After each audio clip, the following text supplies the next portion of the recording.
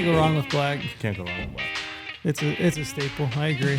Black, blue, gray. I have noticed that most of my wardrobe is black and grays. That's and tans. blue jeans. So makes my legs look too big. Black. You jeans. know, I'm in the apparel business. I'm like, everybody always wants to try out these. I'm like, guys, this is an 80% male event.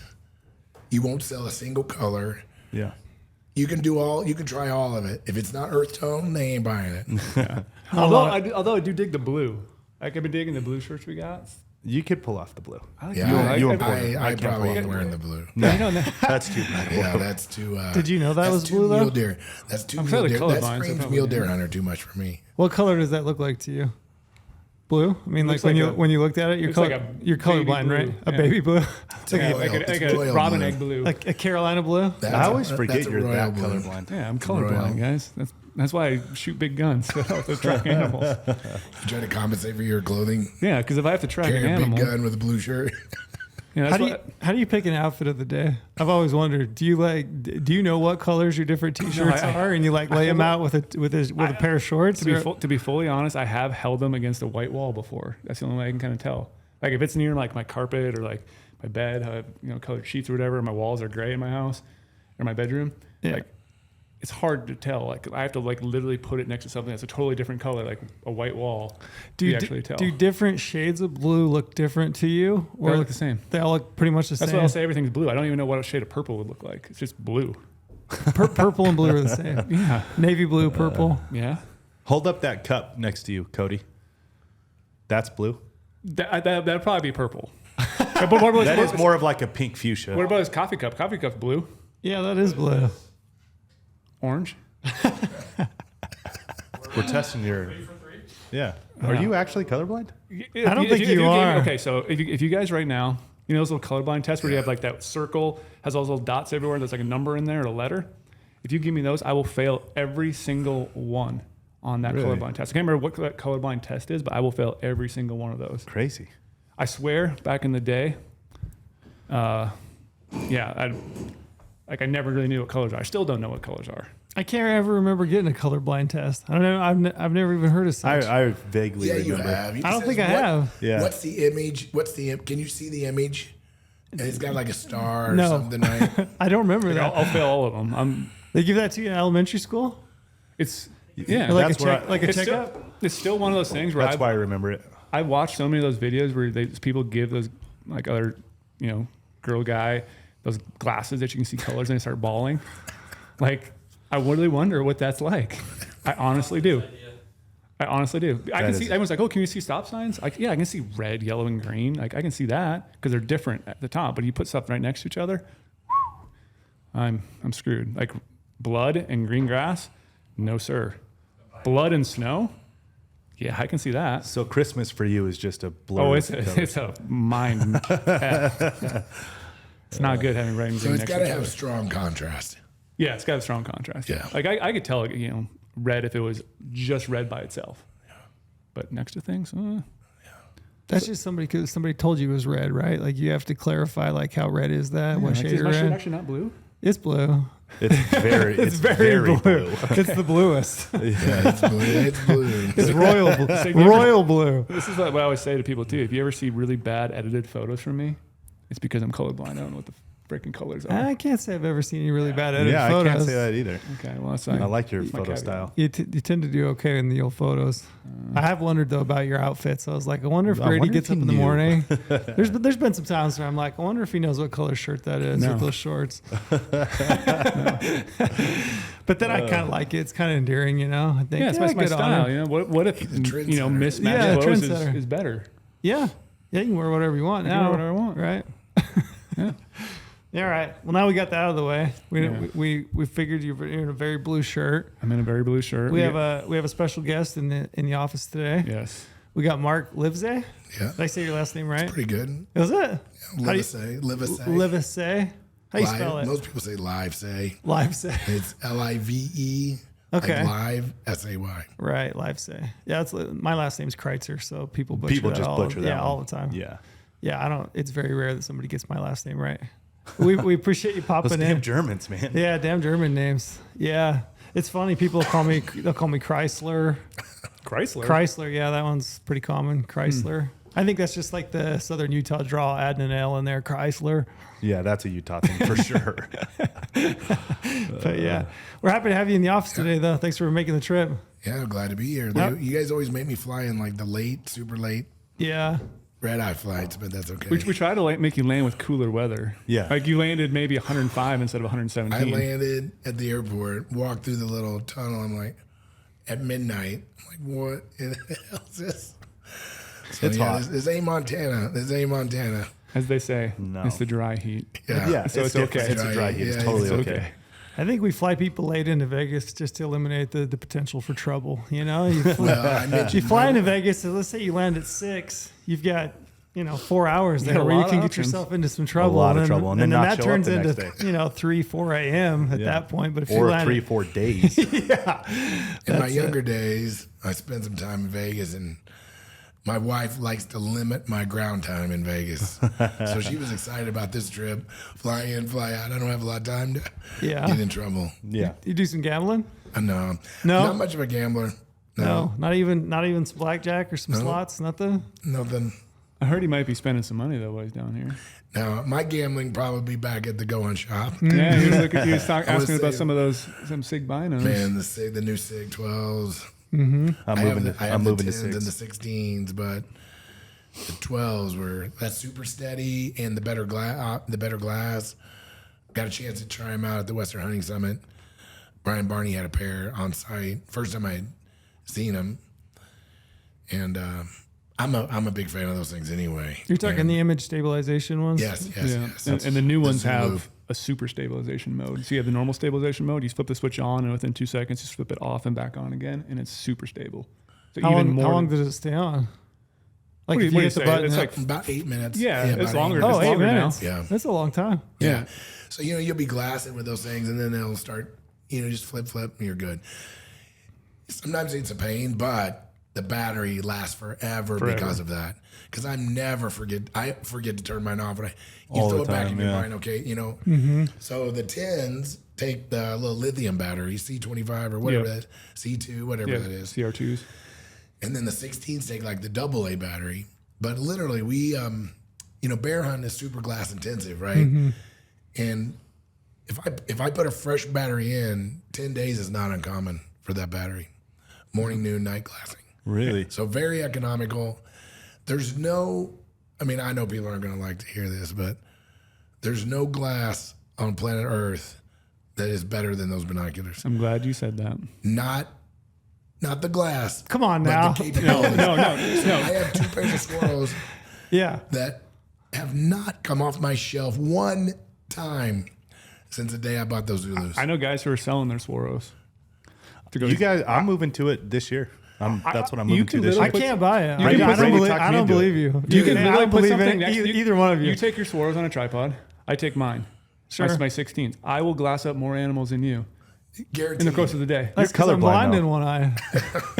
But And you think you know what? That's even more important that you go to. Yeah. So here's the thing on those stabilizations. Here's a classic example. We were at, I think were you at the Crazies Western Hunting Summit? Yep, I was at the one. So we hike up that ridge, right? It's blowing like 45 miles an hour. Wind is blowing, and this moose walks out. And we could see him with the naked eye. And everybody's trying to look at him. We thought it was a bear at first, just this black blob way over there, right? Everybody's looking and dropping down, putting their Swaros on the log. The wind, I'm just standing up there with 16s like this. Yeah, it's a moose. It's a cow moose. How are you She's glassing in that wind trail? You ain't. Nobody off a tripod. can pick it Yeah, up. but it's not going to be pleasant.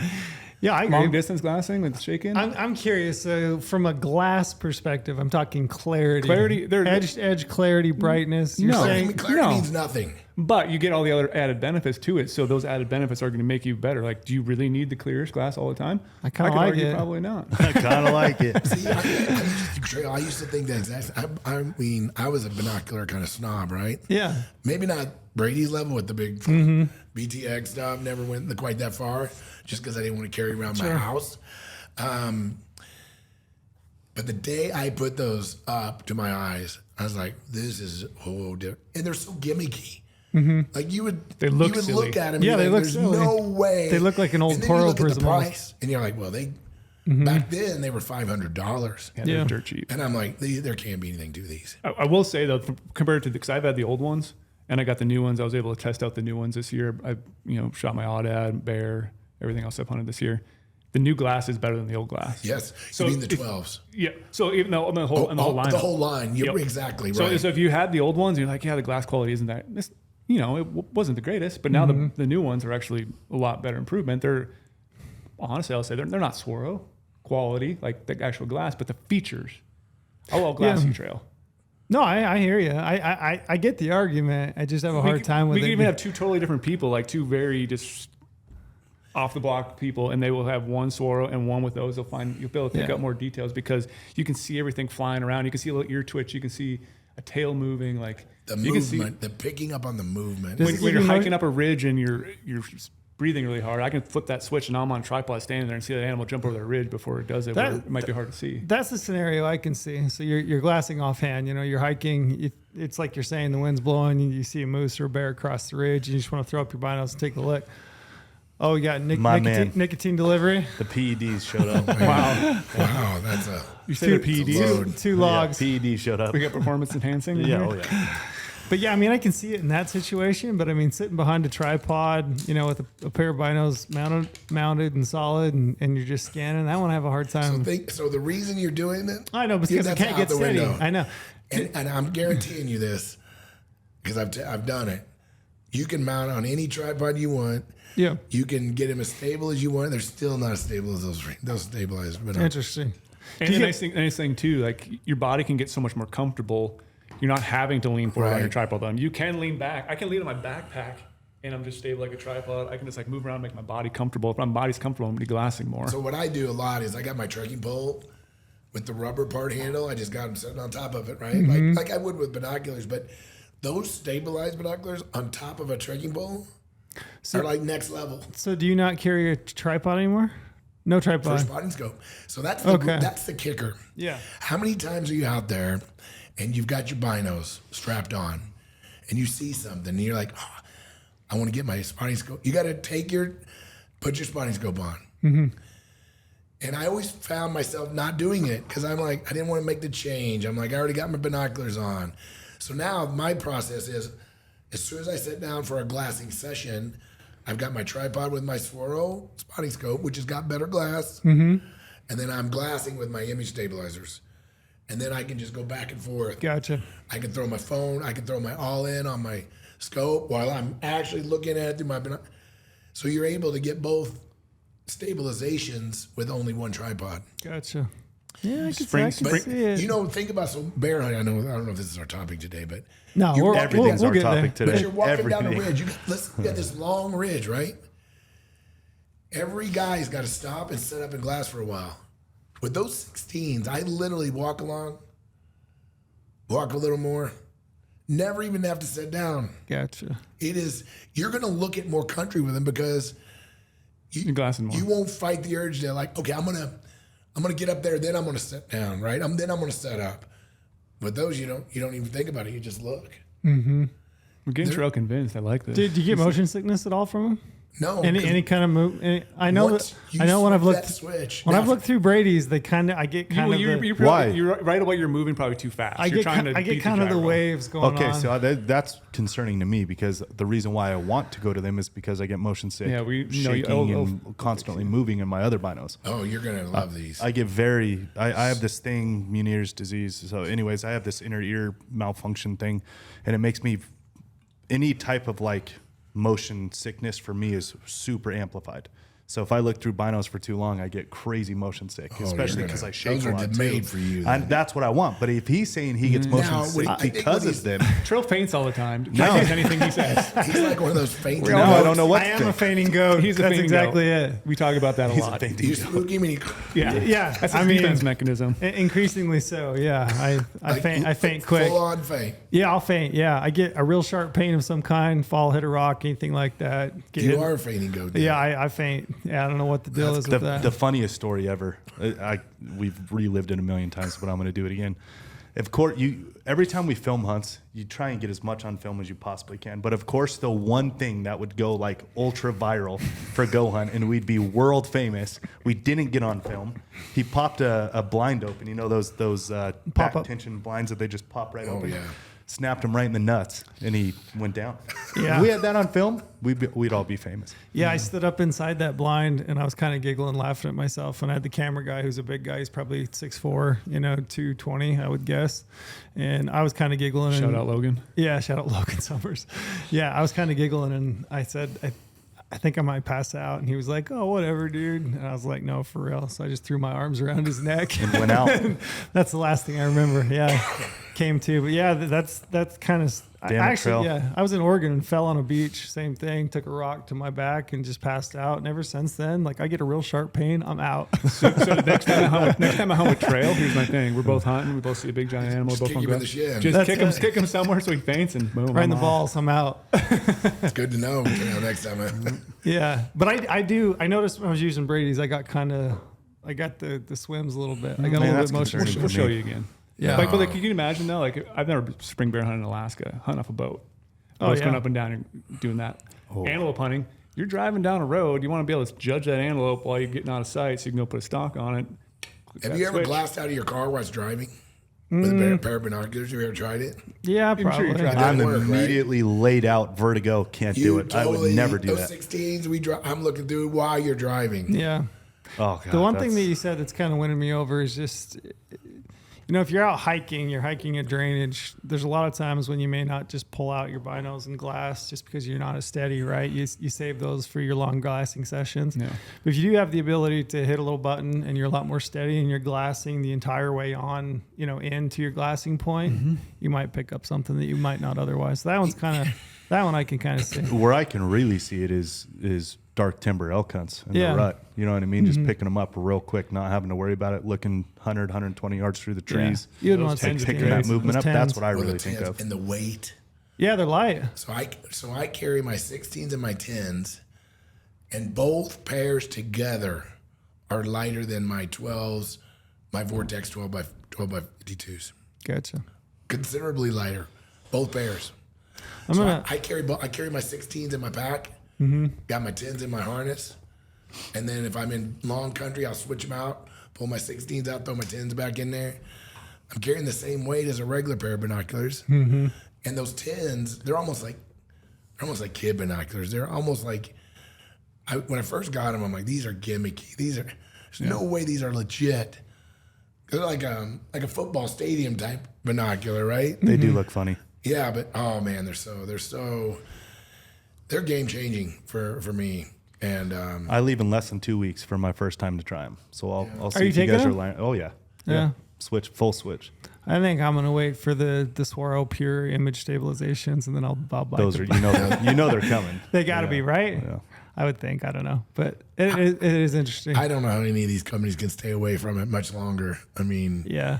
it's been proven. I mean, it's kind of the only really one that's doing. Yeah.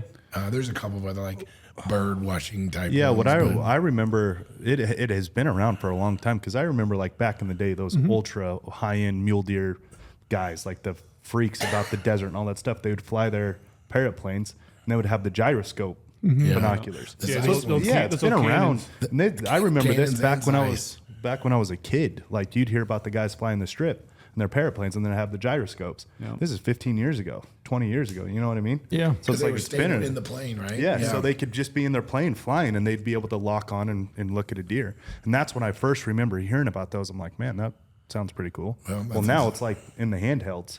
I Yeah. mean, it's only a matter of time before it's everywhere, I think.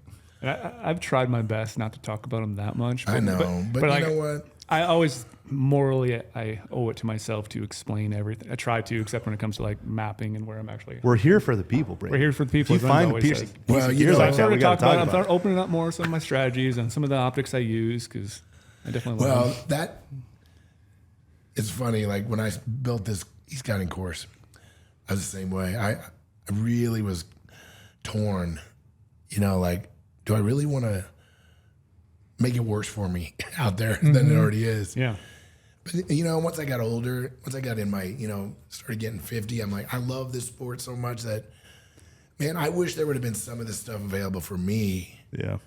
And, what it really came down to me was I'd rather share the mountains with guys that are a little more knowledgeable than guys that have no idea how the wind works, no idea how thermals works, no idea, those kinds of things. Yeah, because that's going to impede your hunt if you're hunting with other people who don't know about those things. Exactly. And it's just, and now that I've been doing it for 3 years, the testimonies I'm getting, the pictures I'm getting, the just long letters of thanks, it's pretty rewarding. And I've enjoyed this journey. And so I'm kind of an open book. I mean, what little I know, I'm willing to share that I wasn't used to. I used to be like Lampers, of course, not telling anybody nothing, anything ever. He would just take and never give. Lampers was a one-way street. It was like all this information would come in, but nothing would go out. And but even he, now that he's got the summits, and we're doing courses together. I mean, we've just gotten more, I guess, giving. We enjoy it. I mean, I enjoy it. I get a lot out of it. Do you feel like since, and we'll dive a little deeper here for the whole reason that you're here, but I'm curious as to, as time's gone past, I would say specifically like in the last 5 years or so, there's gotten to be a lot more education into this type of stuff, e-scouting, how to look at a landscape, what you should be looking for. I mean, I think about the amount of content that we do and you guys do. Do you feel like there's that many more people out in your spots that wouldn't have been prior? Not really. Not really? You guys, you can teach people, but they still got to hike the 5 miles. Mm-hmm. They still got to climb the mountains. They still got to get in shape. They still got to buy the tags. They still got to, I don't know if you guys, this society has gotten so weak. We've had things so good for so long that the hunting population, I just don't. Now, backcountry hunting is a little more sexier than it used to be, I'll admit. Yeah, 100%. But like states like Missouri and Pennsylvania, you're starting to see massive declines in some of these hunting. The kids aren't interested anymore, and it's not being passed on like it used to be passed on. Now, the West is pretty sexy, right, for backcountry. I do agree. There's definitely a surge, but I don't know that I see any more than I used to, really. And honestly, I like it. I like the challenge of it. I mean, we were just talking. I was sharing some hunting spots earlier, and I don't go to the same hunting spots. I just don't. And my friends get a little ticked off about it sometimes. Like, man, that spot last year was incredible. I'm like, oh, that's That's already been checked off the list, boys. And I'm a new spot guy. So if I've gotten good at e-scouting, it's because I'm constantly developing new places. I mean, I was just telling him, I think less than 3 or 4 times in my entire 34 years of big game hunting, I've gone back to the same spot. And my list of where I want to go, I can't live with that. My list is bigger than my life. And so maybe my son will pick it up where I drop off. But yeah, I'm an adventurer, man. There's nothing I like better than rolling into a trailhead in the dark, hiking in the dark with my lamp to a place I've never been and killing a bull that day.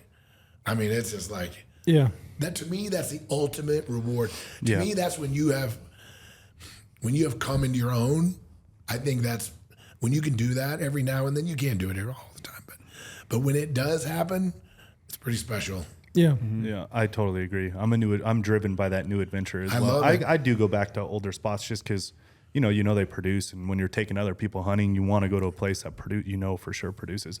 But man, I love the new, like walking into a new place, drawing a new tag you've never been. I love that. Now, bear hunting, we typically we do try to go back some of the states because we're targeting. I mean, we got these bears named, bear, We got like Red Lightning and Chocolate 2.0 and Dark Thunder. I mean, all these bears that we kind of try to go after. So that's kind of fun to go back and get these mature bears that we didn't get the year before. But when it comes to elk and deer, and maybe I'll change now with my son, because my son's 13 now and he's just starting to get really interested in and doing it on a high level. I mean, his shooting skills. You should talk about his shooting skills real quick. Level. When we were at all the summit, of a sudden, the boy can shoot like. What was that? Was that 800 yards you were shooting or 700? 868. Yeah, and he shot a gun he's never shot. Yeah, and he shot 7 times at a 10-inch plate at 868. He hit 6 out of 7 times. Wow, it's remarkable. It's laying down, 14 smacking mile an hour wind. Smacking them in the evening. We were watching on the spikes. That bullet would curve out in the wind and drop out like literally from outer space, and bam, right into that play. I'm like, dang. You did notice though what kept happening. People were starting to make fun of your shooting skills. Like, he definitely didn't learn it from you. You notice I wasn't laying down shooting. So, it's like the hiking too. Yeah. So we're hiking, and he's with me. We're walking for a while, and Dad, I really like hiking with you, but you think I could try to catch Barney and Sam?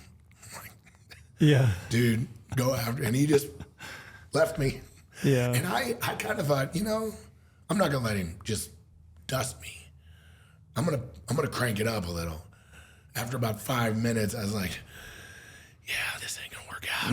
And that boy just rolled off into the sunset, and he catches Sam, catches him, and then he tries to search past him. In the story, obviously I wasn't there, and then Sam surged, Sam Davis, and then all of a sudden they're practically running. And they get back to the house, and Eli's face is just red. He's sweating, and Brian comes up to me and goes, man, your son. He goes, that boy likes to just turn it up. He goes, but we weren't going to let him beat us. And so it's cool to see these kids develop like that, right? Yeah. Because, that's when I've talked about this a lot, but when your son goes out with you, he's used to you, right? They'll complain more. But when they're with another man, where there's the respect, he rises to a new level. Just like with that shooting, he got to lay down with Brady and Olin and some of those other guys, next level guys, and he was just in his zone in that, right? If it had been me, I don't know that he would have been that. He'd been more passive. Yeah, been more passive. Exactly, that's a good word. The thing that amazed me though about him is he was so calm. Like, there's a lot of people watching. There was a ton of people watching. He would shoot. He wouldn't even get excited. Be like, all right, just loads another one in. Like, no, there's no smile even. He was like, I just hit that, and I know I did, and I'm going to hit it again. Like, he had confidence, but like he was willing to learn too. Like, you're giving him tips, and he was just soaking it up, not trying to develop bad habits. He was soaking up everything to make a better shot. His really cool trigger pull is just. I wish he could do it in archery. He's terrible at the bow. He's a trigger punching fool with the bow, but that gun, he can move that trigger like so smooth. He's that new Stanislavski. And Yeah. Hey, he's like Brady, all about the gun, the gun trigger. I didn't tell you Brady, but he was so upset. Like, once he started shooting, because he was kind of the first guy. Olin took him, and then everybody started coming around. They started hearing the steel. Because what was happening, we were all in the tent, right? You'd hear the boom, ding. You're like, well, that was a shot. So everybody started coming around because of the delay, right? So by that point, there's a few people, and then here comes Brady. Let's shoot a mile. And I just want to stretch it out. Screw this 868. Let's start shooting a mile. So they found some rocks. He wanted to do that mile so bad. But by that point, all these dudes were laying He down. should have asked. He literally could have used. He could have used my gun. I almost said something, but my gun was dialed. He wanted to do it so bad, but he didn't get a chance. Oh, I'm mad How'd you now. shoot I in didn't front know of the that. crowd? Oh, he rang it at a mile. Oh, it took me 3 shots to hit a mile. But all my 3 shots were like, you would have killed an animal. That's the Brady I know. And the last shot was like literally 3 inches, like that. That's the Brady I know. And the problem was I missed the first 2. I was changing my dope earlier because for everything my dope seemed to be different when I was shooting at 1,400 yards earlier, and I had to change something. And I don't know why I changed it. I think it was because you're a tinkerer. That's what you do. and then I went back to shooting. Like I went back to my dope after the dope I should have been using earlier, and then it just hit right away. Yeah. So it's like you and Trail are tinkerers. I am not. I don't know if it's the conditions or whatnot, but don't even think about it. Yeah. Well, now I've got to become better. I got to get my reloading. I got to get all my game because my boy's ready to start go. shooting. Taking a kid to a summit is an expensive endeavor because now he has. Oh, dude. Now he's got the Fine bug. taste. Now he wants that. He wants a custom gun. He wants blue barrels. He wants like. That's good. It's a good thing to have, though. It is. I mean, the And alternative. you know what? You could have a lot worse habits. I'll make all the sacrifices that need to be made if he keeps wanting to pursue that Yep. that angle. When he starts coming to me and telling me he wants the latest Xbox, and then That's it. Yeah, when they find that it, stuff, that stuff does not float my boat. Right? yeah, I'm when they like, find an endeavor that they're really passionate about, and it's good for them, just generally, you just gotta support it. when he starts coming and say, I want the new 6.5 PRC, I want this, I want that. Okay. All right. What if he comes up to you and says, "Hey, Dad, I want a 70-inch TV and the fastest computer possible because I want to do e-scouting every single day." Well, now that would be good. Now, What if he just wants to sit there and just e-scout on a giant screen? if he says, I want to hook my Xbox to it, it's funny. He doesn't even. He has an Xbox, and his mom is very tight on the screen time stuff, but he really hasn't gone so far. He's been pretty into the other things. So, but it's funny to watch. He really wasn't all that interested until about 11 years old. Something clicked then, and it was really the summits. To be honest, took him to the first couple summits, and he started shooting with. He doesn't want, and he always apologized, Dad. Do you care if I shoot with Brian and Sam? I'm like, no, dude. He almost thinks that, but he wants to put himself in that high stress. Yeah, I think that's a good rare. thing. Yeah, I think it's a good thing. The father-son, you're his father, right? It's passive between you two. There's unconditional love. There's the respect is already there. It's there, right? It's your son. It's your dad. When you get out of that, that's when you start becoming something. Like that's when you start finding what you have. You know what I mean? I agree. I think you put your boy in with some other high quality men. Yeah. That don't cut him any slack. Yeah. Like now, Brian kind of took him under his wing the first year until he kind of realized that Eli was going to stay with him, and now Brian tries to put him down. I mean, Brian's pretty competitive. He doesn't say it, but if Eli starts getting down the front, Brian says no, and then he goes, we literally were almost running by the time we got back to the house. That's awesome. And so anyway, it's good. I think it's good to put those kids in that environment. Yeah. No, that's cool. He's how many kids do you have?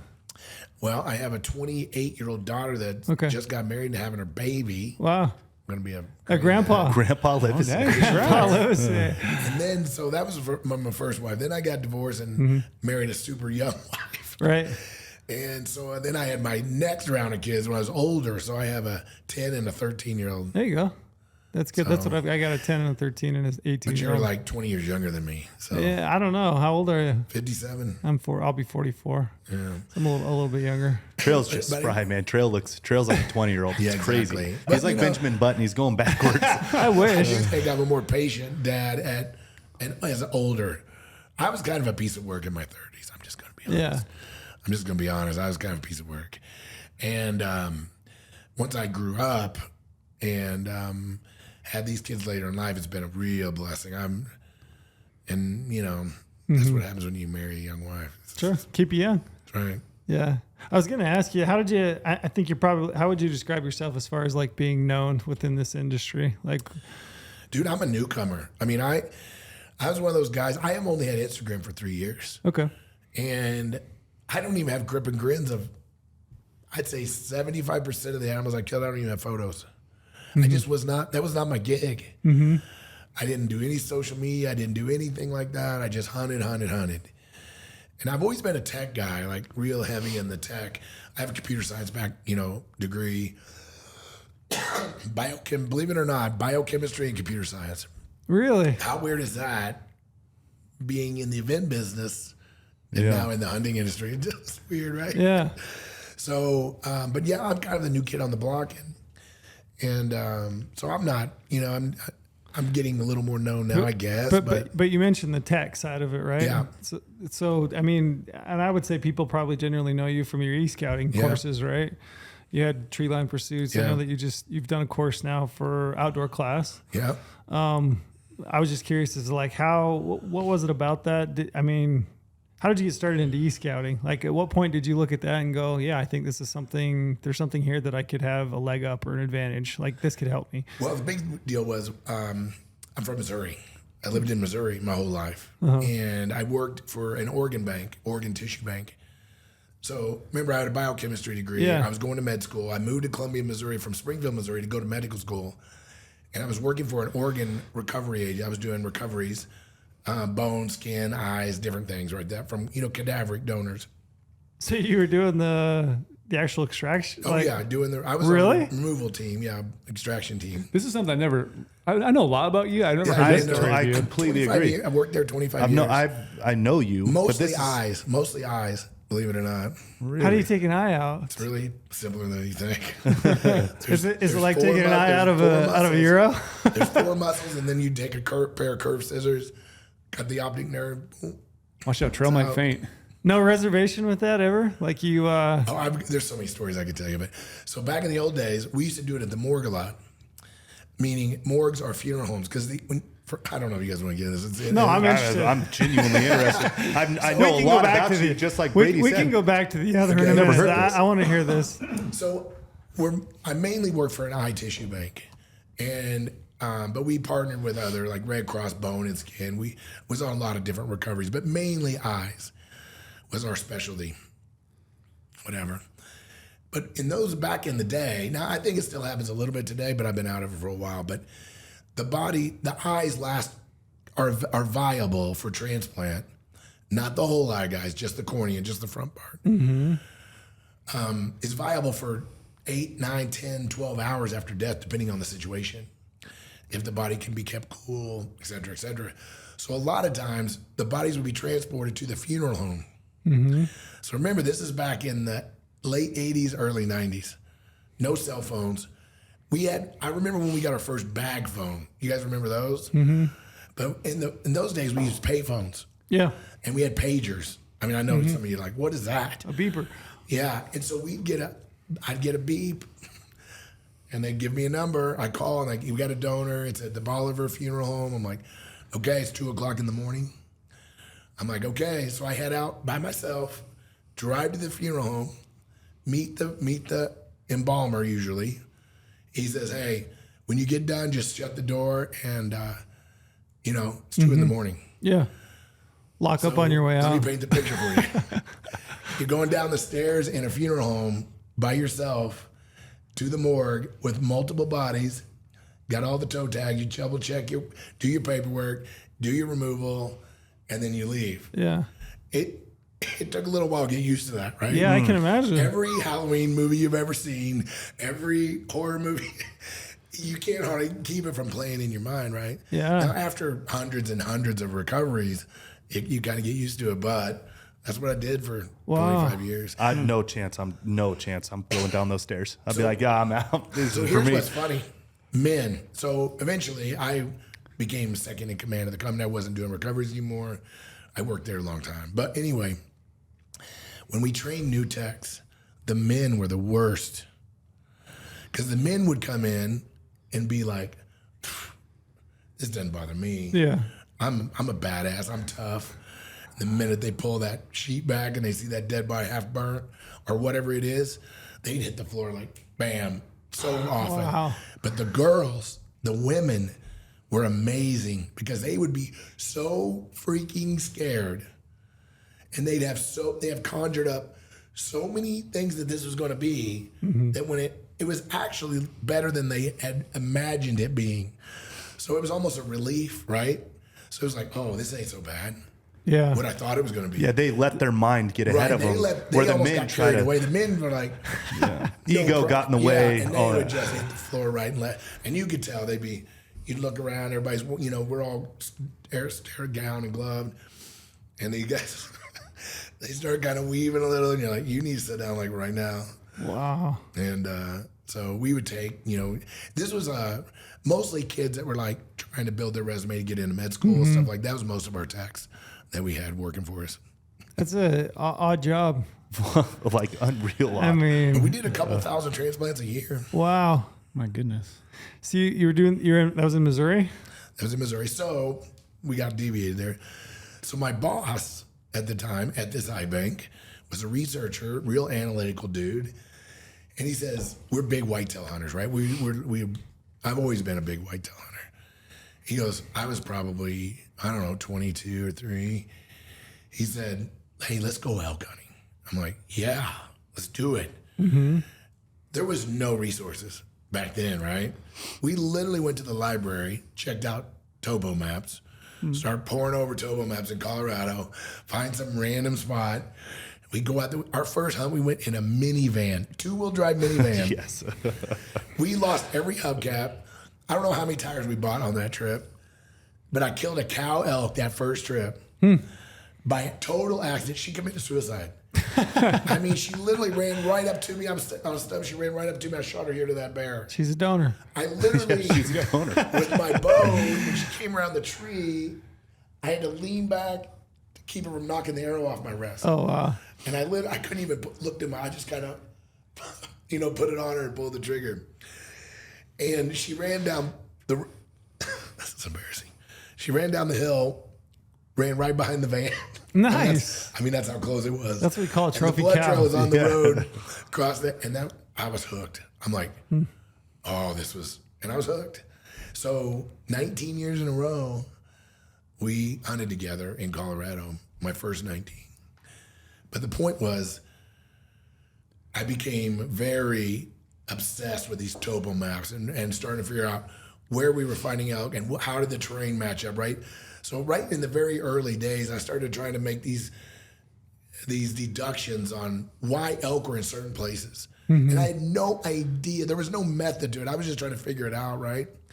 Certain elevations, certain benches, certain how far from the road, all these things we know now. But in those days, I had no clue. There was no podcast. There was nothing. And what people don't realize that live out in the West is in Missouri, when you go into the bar to have a beer, nobody's talking about elk hunting. No? Nobody. It's whitetails, right? Yeah. But in Montana, everybody. Oh, where you hunting this year? What state? What tags you drawing? What state you put? It's nonstop big game hunting, right, with all my friends. But my friends in Missouri, whitetail. So the learning curve, obviously, huge. Well, then that's about the time Google Earth came out. And so it was $3.99. I remember paying for it as well. I know. I was like, that was a lot of money back then.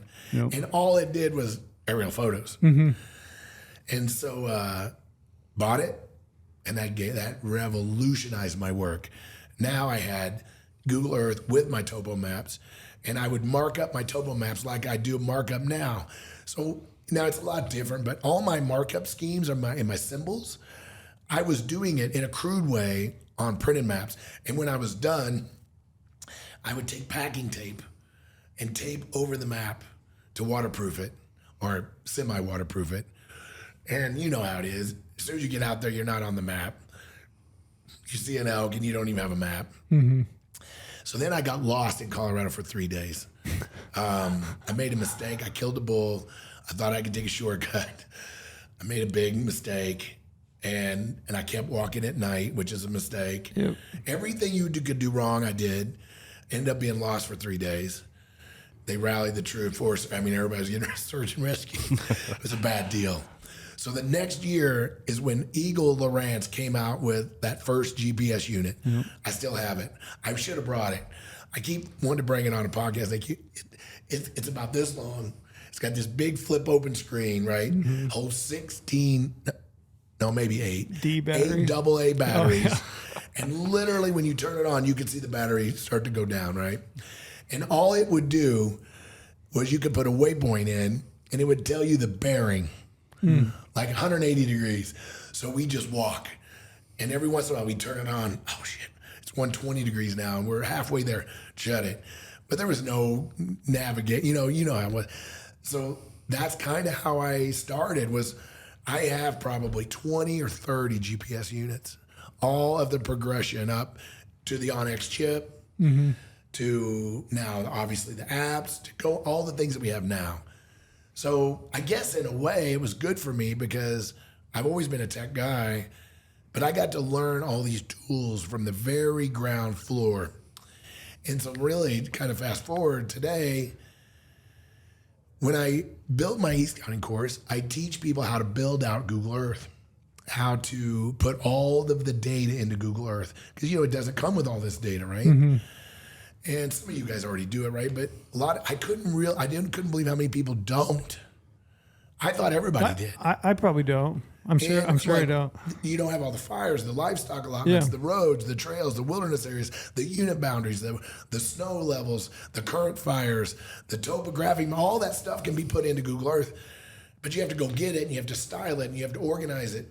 So I taught people how to do it in the course. Well, I started getting email after email after email like, Livesay, this, I'm having trouble with this. I'm having trouble. Like, it's not rocket science.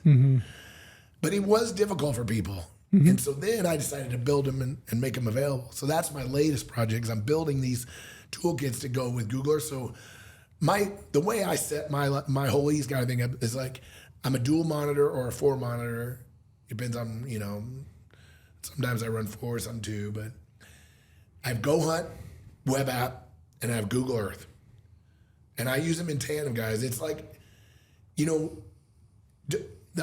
say this all the time is you got to use the right tool for the right job. So for example, Google Earth is not going in the field with you. It's pre-hunted. That's all it can be done. Yeah. But when you partner it with your hunt platform and you use GOHUNT, the terrain analysis, the elevation bands, man, I mean, when I'm using those in tandem with my other tools on Google Earth, I feel like it's the ultimate winner. Then I use Gaia too. I use a couple of other tools mixed in. But the point is, all these tools have superpowers. But like you guys are adding more features all the time, right? But it's not where we want it to be yet, but it's going to be. But in the meantime, we just keep using additional tools. Like now we got historical imagery in GOHUNT. Yeah. We've got new things.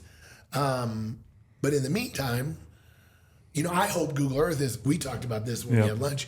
Someday Google Earth will be obsolete. But at the moment, I feel like it's a partnership right now. I would agree. App. And our job is to make, for a hunter, Google Earth obsolete. That's our right. job at GOHUNT. Well, because and we're working on it. Google Earth is lit, guys. We're talking about Google Earth Pro, the installation application version. They don't update it. They don't maintain it. It crashes like crazy. Crashes all the time. Now my toolkits don't crash though. I've conquered that problem. Because the problem with Google Earth, I know we're getting a little technical here, but when you start putting in all this data, guys, Google Earth doesn't like it. It's not designed. It never was designed to hold like the entire state of roads. There's 100,000 roads in Montana that are available to download. When you start putting those giant chunks of files in there, Google Earth can't handle it. So what I did was I created network links. I built all these files, put them on an Amazon server, and made them a linked file. So basically what that means is when you activate it in Google Earth, it retrieves that data at the moment you asked for it from the server. So it's not residing on your computer. So by not having the data on your computer, the crashing was eliminated. And that took me a year to figure that out. That path took me a year to figure out that programming for that. But yeah, that's kind of the setup, and that's kind of the progression of how I got. If I'm good at e-scouting, it's because I had to be. Yep. Coming from Missouri, I had no choice. I didn't want to come out 2 weeks in boots. I want to hunt all my vacation. So I just became a student of the game when it came to, like Brady. I've learned it. Brady there's few people that I think probably spend more time scouting than me, and he's one, or e-scouting. But he did a very similar thing. He looks at where all his encounters, mule deer, where he sees them, what slope angles, what slope orientation, and he's developed these theories for mule deer, and that's kind of the same path I took. So I've got 34 years of, guys, I'm not a giant killer. I'm walking around the GOHUNT here looking at these giant bulls. I'm like, geez Louise, I just went and looked at your wife's bull a while ago. I mean, that's stupid. Yeah. Right? I'm a 300-inch bull killer. The problem is I can't let him go by. Yeah. I just, here he comes, like, oh yeah. I get tunnel vision, and now this year I am going to try really hard, but I am pretty good at finding out. I honestly think, Trail, you would know. Brady, you probably would now by living down here for so long. But like, the Southwest it's kind of different for bulls. Like when you have a tag down here, you don't see as many little bulls you know what I mean? Like, you don't have. I mean, you have encounters with small bulls, but like not not like that. Not up. It just depends on the type of tag that you've got. I mean, you've got a Utah elk tag or Arizona elk tag or Nevada elk tag. Nevada, I mean, New Mexico, you're not any of those. I mean, your age class is just that much better. You've Exactly. got that many more. The growth, Yeah. And if you do see a 300-inch bull, there's probably one bigger with it. You know what I mean? Like that's just it's kind of a Southwest thing. Now, granted, we don't get as many elk tags as you guys do. Sure. I would love to kill not as much opportunity. Yeah, I'd love to kill a 300-inch bull every single year than have it tag once every 7 years down here. Yeah, and that's kind of my thing, guys. I mean, I'd love to kill a 400-inch bull someday, maybe. But I can't remember. This is the fewest elk tags I've had since I moved to Montana. I have 2. I only have 2. I told my wife, I'm like, it's 2 more than I've got right now. I'm like, I don't even know what I'm going to do with myself. I'm like, honey, I got 2 elk tags. This is like, I mean, I've had 5. I've had 6 one year. Gosh dang. And now that was a disaster. That was my worst elk hunting year ever. Because I was constantly having to move to the next hunt. Like I just start to figure things out. I'm like, oh crap, I got to be in New Mexico by tomorrow.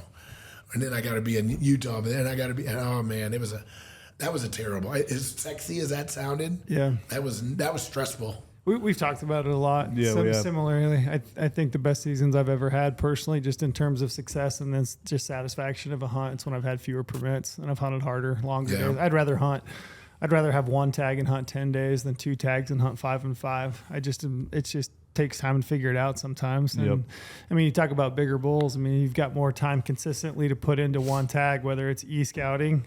If you're trying to e-scout for 5 tags, you're not doing very good, guys. You're not doing it justice versus 1 tag. You can really do it due diligence, maybe potentially even get boots out on the ground. Then when you get out there and hunt, you've got 10 days blocked out to just hunt that. So well, like this year, I totally get it. My Montana tag this year, I've got probably.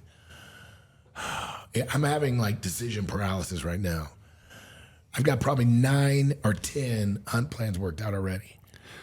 Let's dive into that. I can't even decide. Okay, man, this one looks good. This one looks. But I've done so much work because I don't have to work on 3 or 4 tags. Sure. This is a new area. I've never been there before. Never hunted for elk before, anyway. But I've literally. There's probably not a trail or a road or a drainage that I have not looked at in Google Earth. And I'm now, it's a blessing and a curse because now I've got like 3 or 4 that I'm really, really, really gung-ho about. And then, unfortunately, I never do boots on the ground. Never. But this year I did. I've driven to this spot and seen some giants. Well, that even made it worse. Because now I've got these spots, and then I saw some bulls, and I'm like, oh, man, this bull's big. Well, this bull's big, and this bull's, he's too close to the road. Like, I feel like there's going to be hunters all over him, and do I want to invest on this one, or do I want to go ahead and pack in 12 miles with my llamas? So I know this is real world. This is third world problems, right? But I'm excited. So my wife always tells me, the reason you don't kill big bulls is because you have too much time to hunt. And I'm like, what do you mean? She goes, you text me all the time, like, you're not excited about killing anything for the first 14 days. Yeah. I hunted elk last year for like 60, 65 days. And she goes, that's your detriment. When you came from Missouri, you were in kill mode from day 1. She was like, I noticed it in you, like, you'd be like, I'm on this bull, I'm going to kill him tomorrow. And I never get those texts from you now. You're like, well, I'm laying up here looking at bulls, drinking coffee. You're on a camping Maybe trip. I'll go down there. Maybe I won't. Yeah. Because I know I got another month. So I think I've gotten lazy. I'm just going to be honest with you guys. I think I've gotten a little bit lazy because I'm blessed to have so much time. Yeah. And Montana, the season's ridiculously long. It is ridiculous. And even Wyoming's ridiculous. Idaho's long. All these states that I kind of rotate in have long seasons. And maybe that's hurting me a little too as I've got my llamas. I'm not hurting for nothing. I got tons of food, tons of everything. Yeah, and it might just be the stage you're in. You might just enjoy the journey more. Yeah. I'm older. Yeah. I'm more patient. Yeah. I'm not so wired all the time. Yeah. So anyway, I'm loving it, and I'm blessed. I get to spend a lot of time doing it. But I was talking to those guys earlier. It's like I don't go back to the same spot. So one, I came from Missouri, so I had to get good at it just by force. But the second was, I think one of the bigger ones is that I don't hunt the same places twice. Mm-hmm. Like Lorenzo was saying, I'm an adventurer, and that forces me to constantly develop new hunt plans.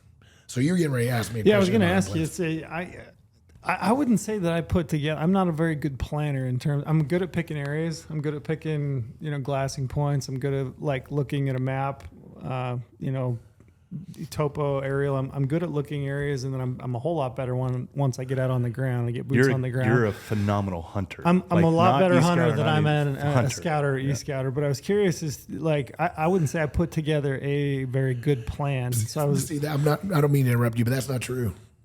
I don't know, because you got it right here. Lampert says the same thing. Ryan Lampert says the exact same thing. But what you have is you just can look at it. You don't know why, when you pull up Google Earth, you don't even know why you start to look over here and why you start to look over here and why is this a good spot versus this spot.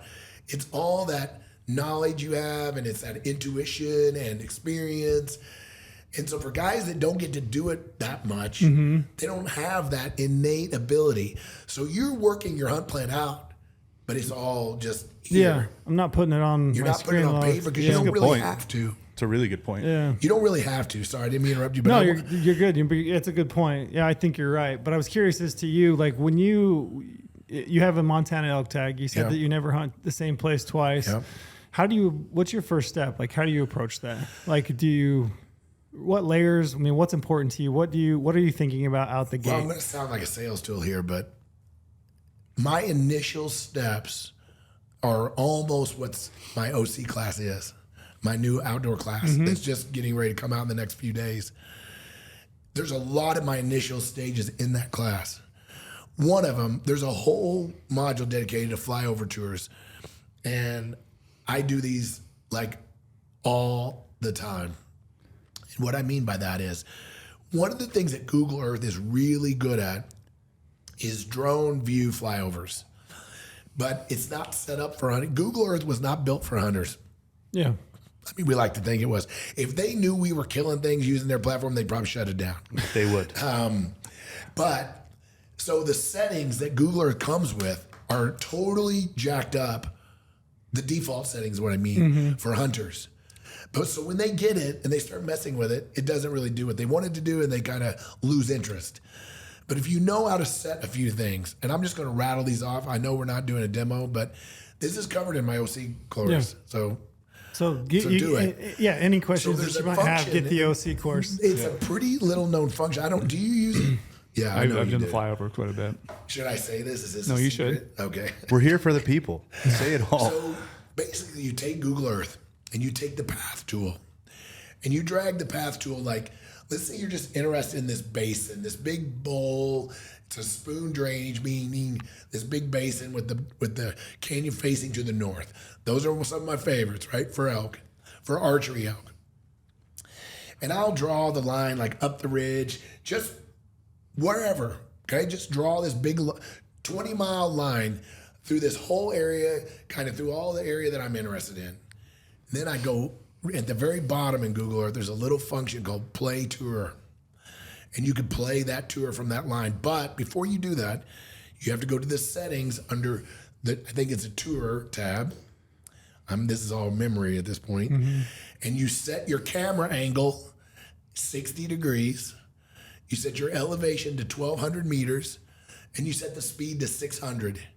That's my setting. That's what I like the most. Now, you can play with those, adjust them and whatever. But what that does, it's like the camera at 60 is like you're flying, looking out the front window of the drone or the airplane, right? Let's think you're flying you were talking about flying and looking for mule deer. You're flying along, that's what they're doing. They're flying at about 1,000, 1,200 feet, and they're looking out, right? So you're setting the camera up in Google Earth to those settings. But what's really not known is how to run the tour. You can set these settings, right? And there's no button, there's no menu item, it's a little tiny thing down in the panel, in the My Places panel. It's down in the lower right corner of that, and you click on it, it says Play Tour, but you have to have the path selected. So you select the path, hit Play Tour. Google Earth does its thing. It rotates 3D. It sets the camera 60, goes up 1,000 feet, and it flies that line at 600. And I just sit back in the chair, and I just watch as it flies, and I just start absorbing. I usually have a notepad. I'm like, maybe I'm making some notes. I'll stop the tour. You can just pause it. I'll drop a pin, restart it, and I'll do that 8, 9, 10 times. You will be shocked with what you start to see. Pick up. Like, oh, look how that meadow wraps around to that north side. There's that, man, that's a beautiful looking bench there. You might not have picked it up just scanning around, right? But letting it just fly, and it really is like a drone flying your country. Gotcha. And you can play with the elevation, you can play with the speed, you can play with the camera tilt, but the key is to get it set up kind of in that range. And is that kind of what your theory is on same numbers virtually? Using the flyover and just scanning around. You want to learn the unit like the back of your hand. Man. Especially what you're trying to do right away is like what catches your eye. I feel like when I do that a lot, when I pull up there, I feel like, man, I've been here before. Gotcha. I mean, I kind of know it. So when I'm looking at a new area, I'm doing those a lot. I run them, and then I'll tweak the line. Like, I want to look at it from this way, or I'll fly the line in reverse. All kinds of tactics, right? Sky's the limit. Once you know how to do that little process, but guys, there's almost no, you can Google it till you're blue, and there's almost no information about that little function. Yeah. And then, like I said, a lot of times I've got GOHUNT on my other screen while I'm doing the flyovers, and I'm looking at the topo view, and I'm kind of looking at some of the terrain. Well, how steep is that? Well, I can see it on this. So again, using them in tandem. I can't think of a time that I've ever done a lot of e-scouting work with one window open, with one screen open. Would you agree? I mean, rarely do I pull one tool up. When I sit down at my computer, I literally open up CalTopo, GOHUNT, Gaia, Google Earth, arrange my screen, and go to work. That's kind of my process. I don't start off with GOHUNT or Google and just, that's all I got. Rarely. I get everything set up, and then I start working. And you kind of know, I would assume, as you're flying that, you're doing the tour, you've got built-in features that you're looking for. You mentioned benches. I'm looking for the 12 features. So I look for 12 things when it comes to elk. I have 12 criteria. Okay. And those 12, you're not going to ever find a spot. Well, I haven't found a spot that has all 12. But what I'm looking for, I call this odds multiplication. What I'm looking for is areas that have multiples of those 12. So fires is one. Elk and fires just are synonymous, right? And I'm actually adding a 13th one, is edge habitat, because I'm starting to learn that, fires is obviously edge habitat. Beetle kill is obviously edge habitat. But in general, edge habitat is prime. So I'm in the process of kind of retooling some of my stuff to add a 13th factor. But fires, beetle kills, log outs, those are criteria. Obviously water in some areas, that's one. Benches, I'm very focused on exact benches, not just benches, very specific benches that meet certain criteria. Guys, all benches are not created equal when it comes to elk hunting. In my guys, this is all my opinion. I just want to be clear on that. This may not be everybody's opinion. I like benches that are more than halfway up the slope. I really like them 3/4 of the way. And I like them above a drainage with no trail in the bottom. And I like them on north, northeast, northwest slopes. And I like them where it's super, super steep above the bench and super, super steep below the bench. When all that lines up, I get excited about that bench. Right. So that's just benches. Canyons is one of them. Canyons and drainages is I evaluate very carefully for me. I look at them very, very specifically, and I have a whole bunch of factors. Meadows, feeding environments. I have 10 rules in my course that I absolutely live by when it comes to meadows. 10 rules that I never break. I shouldn't say never, but I've just got to be overwhelming reasons that I'll break them. For example, the biggest meadow in the area. Like when you look at Google Earth, the biggest meadow in the area, I scratch off the list right off the bat. because every hunter sees that. Yeah. It's a hunter magnet. Yeah. Any meadows that trails are running to them, where there's on the topo map, that are within 2 miles of the road. I know there's going to be people messing around there. And meadows that are super steep, where they don't hold moisture. You know, serious ridge. There's criteria, right? So when I look at a meadow and it doesn't fall in those 10 rules, I say, okay, that's one of the 12 features. Gotcha. So I got 12 of those things that I so what I look for is an area that might have 5 or 6 of the 12. And, you know, historically, and guys, I'm not bragging, but if I can find an area that has 4, 5, 6 of the 12, I absolutely have no doubt that I'm going to run into elk there somewhere. It may take me a day or two to kind of get it figured out, but I know that they're there. I'm that confident in it. But if I see a spot that has 2 or 3 of the features that I'm like, and slope degree, slope orientation, direction of the slope, and the steepness of the slope are other criterias. But if you can find the spot that has the right canyon and the right slope pitch and the right orientation and the right meadows and has edge habitat, has a burn, has all these things wrapped into it, things are looking good. Right. You brought up earlier, and you're kind of hitting on it again, the GOHUNT terrain analysis tool. Can you give us an idea on how you're using that? And you're saying things like slope. Should I say like do a tell all here? Yes. Okay. We're here for the people, right? The spot I'm looking at right now. I hold you two accountable. I hold everyone accountable for So this is a being good here for the podcast. people. You guys are going to get a lot for your money on this podcast. So I just uncovered this. Maybe I'm slow. Brady's probably been doing this for a long time. But I'm hunting an area where the terrain is real undulating. Okay, there's no peaks. There's no obvious glassing spots. There's no like that just jump out and be like, oh, I got to go there because that's the best view, right? So I've been running view sheds all over this freaking country. And what I mean by view sheds is checking the line of sight, right? What can I see from all these different spots? Well, it's difficult. So what I did was I said, I got to identify the highest spots in these areas. When you just look at the topo map and you got all the numbers, it's hard to tell. Hard to visualize for sure. Okay. So in Google Earth, you can drag your mouse around, right? A lot of guys don't realize this, but as you drag your mouse around, hint, I want GOHUNT to be able to do this. As you drag around in the bottom, the elevation is reading live. Yeah. Yep.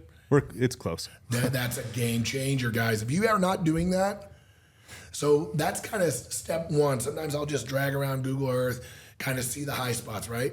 But now I've kind of adapted GOHUNT. So what I do in GOHUNT is I go right to the terrain analysis tool, not the elevation bands. Because the elevation bands, they're good, but they're bands, they're ranges, right? So a lot of people think of terrain analysis tool that I can look at north degree slopes, I can look at south. You can, but there's so much more because of all the settings. So I know that the highest spot, Brady knows where I'm going with this already. In this area, I know that about 3,100 to 3,200 is about as high as it is in this area, right? But I need to see all the spots above 3,200. Set that band, You right? see it?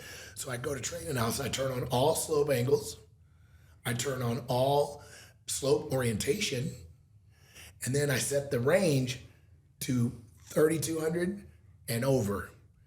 Bam. Everything in green, and there's not much. There's just tiny little slivers of green around my area. Then I pull up Google Earth. I pull up Google Earth because I need the USGS topographic map. And I start scanning those high spots. And I start running view shed analysis from those. So you would never be able to pick out those tiny little high spots if you just look at a topo map. Yeah, especially when you're hunting different terrain features. Right? When it's not obvious. No. Now, when you got 3D and the mountains are big, it's pretty obvious, right? But when you're looking at coulee country or more gentle rolling country, glassing is actually harder, right? Because of the curvature of the hills and things. Yep. So that's how I'm using GOHUNT now, is very, very minute ranges, so that basically what I'm saying to say is I want to see the highest little tiny sections in that whole area. And then what I'll do is I'll set it at 32. and I'll make notes. And then I'll go to 31 and I'll make notes. And I'll go to 3,000. And all of a sudden, every time I click down, the amount of green gets more, right? So guys, think about it. I hope you're paying attention to this. As you ratchet up that elevation, the amount of space available is shrinking, right? Yep. So now I've been able to drill into 3 or 4 spots that I can see the entire freaking area from. And I'd be honest with you, I'm pretty good at this stuff. Yeah. 2 or 3 of them shocked me. 2 or 3, I'm like, I never even realized that was the high spot. Looking at the topo map, it just ran together. Yeah. So that's how I'm using it for this particular hunt. Really good for breaks country, mule deer hunting, elk hunting. That's when you've got this terrain. You know, you think about coulee country, you might have an elevation range of only 200 feet. Yeah. That's not a big range to work with. And so glassing spots are really critical in that range. And so anyway, that's kind of how I'm using it. Hope that makes sense. Yeah, no, totally. Sometimes it's hard to describe it on a podcast. No, it totally makes sense. I think that's like a specific use case scenario that you've kind of pulled out. One that I think I've thought about. I think I have a mule deer tag in Nevada, and I was just doing the same thing that you essentially just described. But see, the thing is, a couple days ago. I want to say this for the listeners. You guys, like, even me, I mean, I'll throw myself in the camp. We've been doing this for so long, it seemed obvious that that's what we would use that tool for. Yeah. But the guys that are kind of newer at it, they never would have dreamed to think about isolating it that specifically, right? You can isolate your glassing points. Yeah, you're isolating them using this GOHUNT terrain analysis tool, right? So that's the benefit of talking about it. Is like, and that's what I was talking about earlier when I interrupted you. Is like, you just naturally, well, hell yeah, I would do that. It makes sense. But I talk to so many newer hunters that it doesn't even cross their mind that that's something they would do. Yeah. And then we also talked about benches. You were mentioning you can use the flats layer on the terrain analysis tool to locate benches. Yeah, and I've used it quite a bit too, just for elk hunting. Like, you know, you mentioned northeast facing slopes and kind of finding bedding areas and looking for like thick cover. And I've used it just to look at the landscape and just throw on those 2 portions of the landscape so I can just look at it. Like, just visually, I can step back and look at it and be like, okay, these are my northeast facing slopes and kind of where they are in relation to, you know, access or, you know, a bunch of different factors. But I do that visually, just look at it. Just, okay, there's my northeast. Let's Brady open the door. We'll just... Yeah, walk in. We'll say it another way. So the bitches, since I've got all the powers that be at GOHUNT, I'm going to use this opportunity to put out my feature request. Yeah. So you know how we can drag the elevation to within 100 feet? Yep. We need the same thing for slope. Yeah. Get rid of those ranges. Let us user define, because then we even got more control of that bench. You could say, I want the flat spots in relation to, I got the flat spots in relation to the steep spots. So remember what I said about I would set it to 32 to highlight these high spots. Well, we're going to do the same reverse engineering process for benches. We're going to set the slope flat. So we're looking for not flat, but 0 to 5 flatter, degrees. 0 to maybe 15 degrees. And we want only north slopes, north, northeast, northwest, and we want this slope flat, but we got to have it user defined. And then bam, all of the obvious benches, the colors. So then what do you do with that?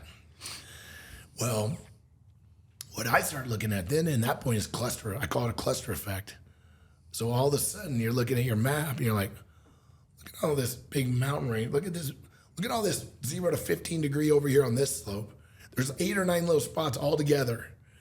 And on this side, there's only one. Well, I like clusters when it comes to elk hunting. But you never would pick that up with your eye. I mean, you might if you were super skilled at looking at topography maps. And that's another thing I take for granted is I've looked at topography maps for 34 years. I can look at a topography map and almost like a road map to me, right? I would say most people are not that way anymore. I was at the hunting summit and a guy raised his hand and said, when you say a contour line, what are you talking about? Mean? Like, what do you mean by a topo map? like, what? Yeah. What's an index? Yeah, I would say most What's people... an interval? When you say a 200-foot index, what's that mean? versus a 600 index versus a guys. A lot of people don't realize that topo maps are not created equal as well. And in the West, a lot of these maps are 200-foot indexes, right? But if you can go to Glacier National Park, some super steep high country, sometimes they're 400 and 600-foot intervals. So the terrain looks like that looks pretty flat. Yeah. Well, it ain't. So you got to pay attention to the index. Yeah. You go to Missouri, it's 50-foot indexes. Yeah, lines. So it looks super steep, right? Like, but it's not that steep. Yeah. I mean, over a mile, you only climbed 100 feet. Yeah. So you pay attention to those kinds of things when you're doing your work as well, depending on where you're hunting. So I don't know. Those are good tips. Yeah.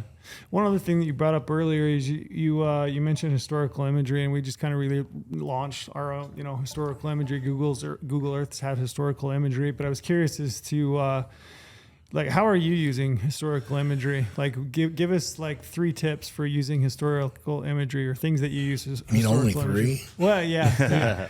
We'll narrow it down to 3. All right. So this is when this came out on GOHUNT, I'm probably the terrain analysis and the elevation bands are probably my favorite. And I like to be able to turn the fires off. So my personal 3 favorite GOHUNT features are being able to individually turn those fire layers off. You're talking by year, right?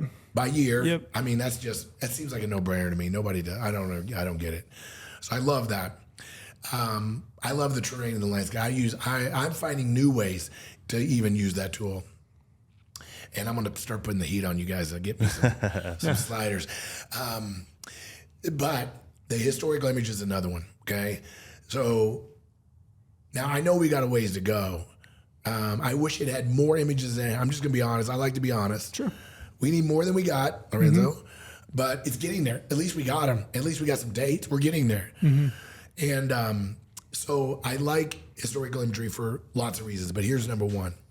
So when you're looking at, sometimes it depends because some of these images are so old, guys. That's just the way it is. And when you're looking at a 3 to 5 year burn, sometimes there's not even images available in that range, right?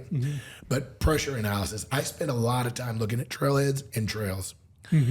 So when I'm looking at a trailhead, I want to page back through every image I can get to see how many cars are parked there at all the dates, right?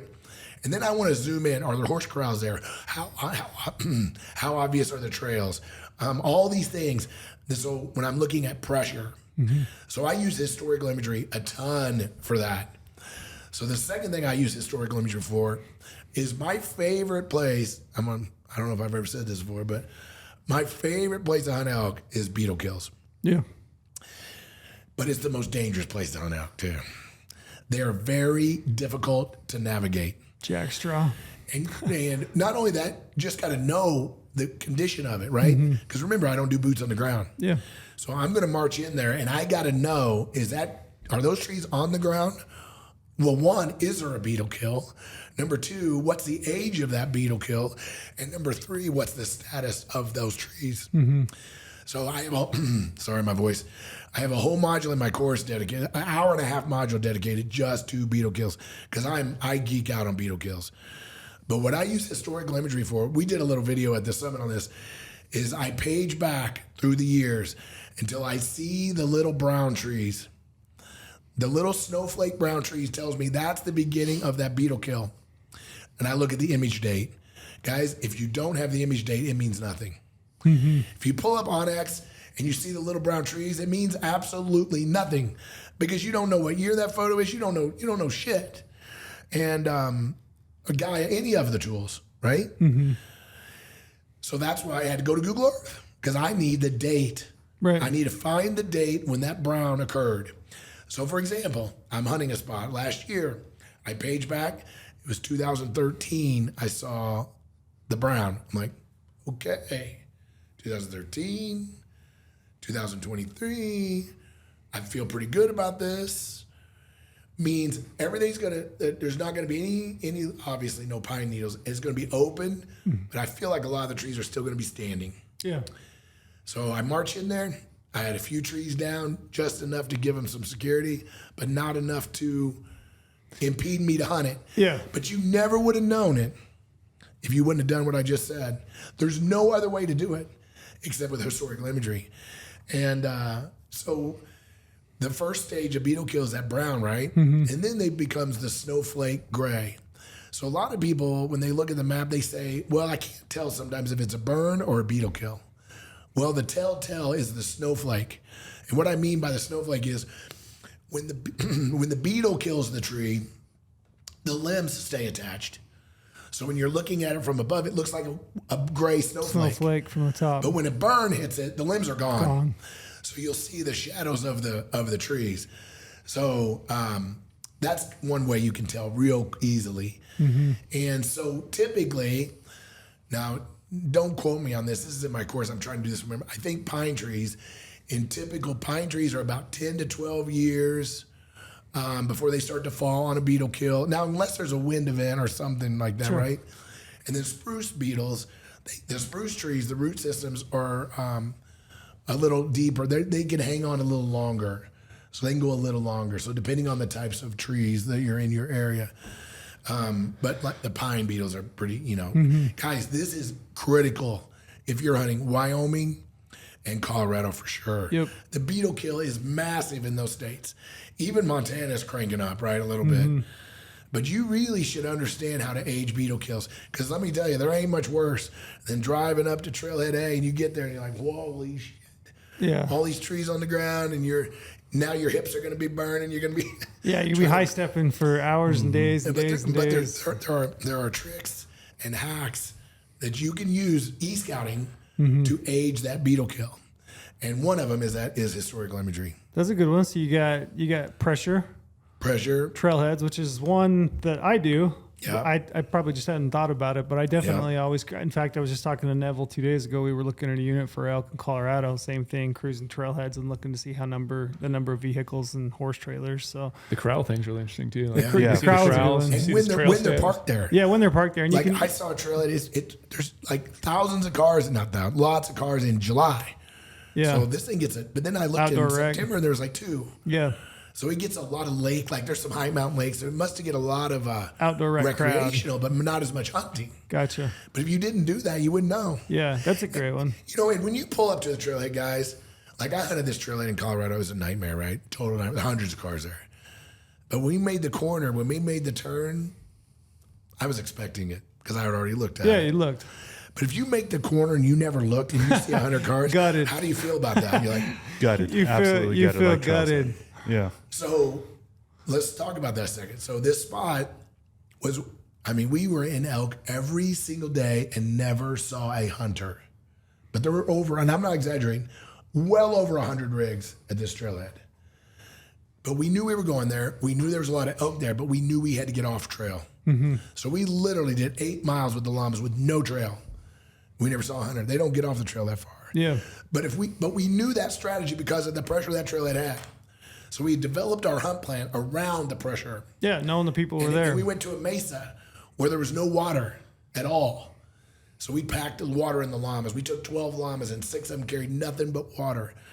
And we were able to stay 10 days with no water for us and the llamas because those 6 llamas carried 80, 90 pounds of water each. And but nobody else could do that. Horse guys couldn't even go up there. Yeah. Because horses couldn't drink.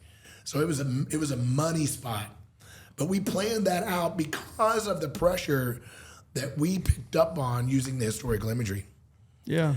So that's a good one. You got a third one? So the last one I use is moisture content. So this sounds strange when I say it, but what I do with it is I will page back through the years. Like when you pull up an image from June, everything's freaking green. Right? The meadows are green. Especially this year. Everything's green. You can't really make a determination of what meadow looks maybe more enticing than another meadow, what drainage is a little more green than other ones. So historical imagery allows you to page back to September. And actually, I look at October as many as I can. I know that sounds weird. A lot of people want to look at September because I'm hunting in September. But it's really the driest in October.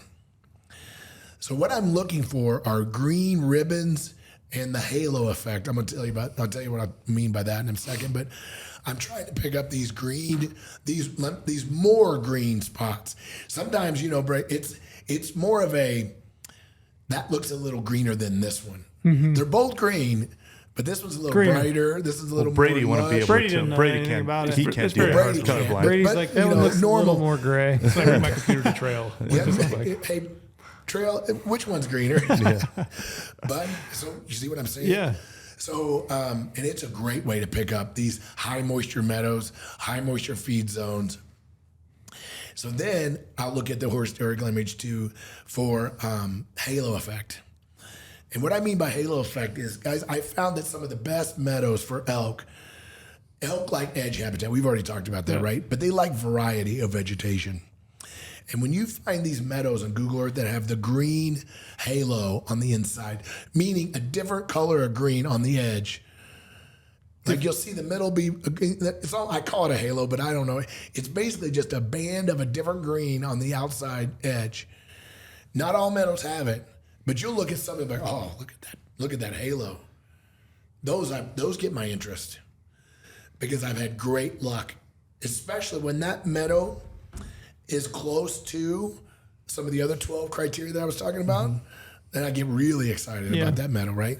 So I use that historical imagery to analyze moisture content by date and that halo effect as well. Those are all good. Really good. Man, real nuggets. I could listen to him talk for hours. That's me. And I just be could like, just- okay, all right, Kate, we're doing this next. All right, Kate, we're doing that next. Yeah. So I got a big one then. Oh, Brady, this is a tell-all. You said the last podcast you said was, what was it, the best eat? Best East Scouting podcast of all time. That's That was what we were joking around about it. This is going to be the new best. The new RG, best the one. new Yeah. best. 2.0. 2.0. I like that. So I don't know if I'm proud to say it, but we leaked it a few times. I have an elk tag this year. Oh, Okay. wow. Yeah, I have an Big elk elk tag. guy. Wow. Brady is Big huge elk elk guy. guy. You Yeah. talked about this like all morning. I tried to get him to wear an elk I t-shirt don't think I've today. ever seen you like kind of, you're excited about this. Yeah, so I've even shown some Digiscope footage too. Brady called me this weekend. This is no shit. Yeah, He that's called Sunday? He called me Yeah, Sunday. Sunday. Calls me Sunday, genuinely as excited as I've heard Brady in a long time about scouting for elk. It's so easy. And I was like, you sound easy. genuinely very excited. Dude, big bulls, big 6 point, man. They're, They stay bulls like and school bulls and buses. bulls, more bulls. It is fun Dude, because he so was easy. jacked. Because I was looking at the deer and like, wow, that deer I just glassed up was very hard to Brady glass up. was stoked But that elk was about easy. an elk. Write that down. He's coming into his own. We're seeing it happen before our eyes. Trail. I was like, did you see He's any coming into deer? his own. He's like, wasn't looking. No deer. yeah, no deal. Deer, never heard of it. Elk. So yeah, I have an elk tag. It just so happens to be a coveted elk tag. Let's just put it that way. It took me a lot of points to draw. My chance to kill a giant bull. For a guy like me, let's talk about layer stacking on GOHUNT maps. If I'm looking to I've already e-scouted a ton. Like since I drew the tag, I've been e-scouting. I already have 1 boots on the ground trip. I'm going to do 4 more this fall before my hunt starts. But let's talk about what would be my first step that you would go through talking about layer stacking. Like what layers would you add on to someone like, I have this giant unit or maybe some multiple units. How would I try to like narrow it down to maybe a little smaller area to maybe do, like you said, like we don't have time to drive out. Let's say I never could go boots on the ground scouting. How would I like maybe stack some layers on there to try to figure out and hone in on a good spot too? Okay, so first thing I would do, I mean, before I did anything else, I would go to the terrain analysis tool. I'd set the slope to 15 to 25 degrees. I would say north, northeast, northwest, because this is an October tag. You're later season, right? Yeah, later season. Let's just say archery for Yep, we can do archery. Yeah. for this example, since I already started. I mean, you're still, I mean, I still wait, do the same. wait, I would still wait, do the what? same. And No. that's, I agree. I'm hunting in Mexico. Let's say I it's screwed hot. that up. My bad. Let's say it's Scratch hot. So I'd still do the same, even for that time frame. See, I didn't say it. I said it. You're gonna have to edit. This, You're gonna have to edit this is it why out. this is the way I'm picturing this. No one can get a tag even if they ever want it. You know when you're So, like, watching, when you're watching TV and all of a sudden it just goes out and it's just the bars, and Yeah. that's That's what's what gonna just happen happened. right then. So my bad. That won't go live. Okay, Sorry, so Brady. now that we've got that snafu out of the way, northeast, northwest, northeast, northwest, and north. Very specific slope range, 25 to maybe 30. I'd play with it. Yeah. But the reason it doesn't really matter, I want to set that slope, I want to set that orientation, and then I want to turn it on. And I want to see the clusters. Okay. Remember what I said about those elevation? I want to say, where's the biggest concentrations. Yeah, where all those like all that stuff. Where's meets. the most green? Yeah. Well, look over. There's a whole bunch of green here in this drainage. There's almost none in this drainage. Does that mean there's no elk? No, it does not mean anything, guys. Remember, there is no magic bullet, right? Yeah. All we're doing is increasing the odds of encountering elk. We're not guaranteeing nothing, but this is one step to get it started. Set those slopes up, and I use the area tool in the polygon tool. Yep. That's my Guys, answer.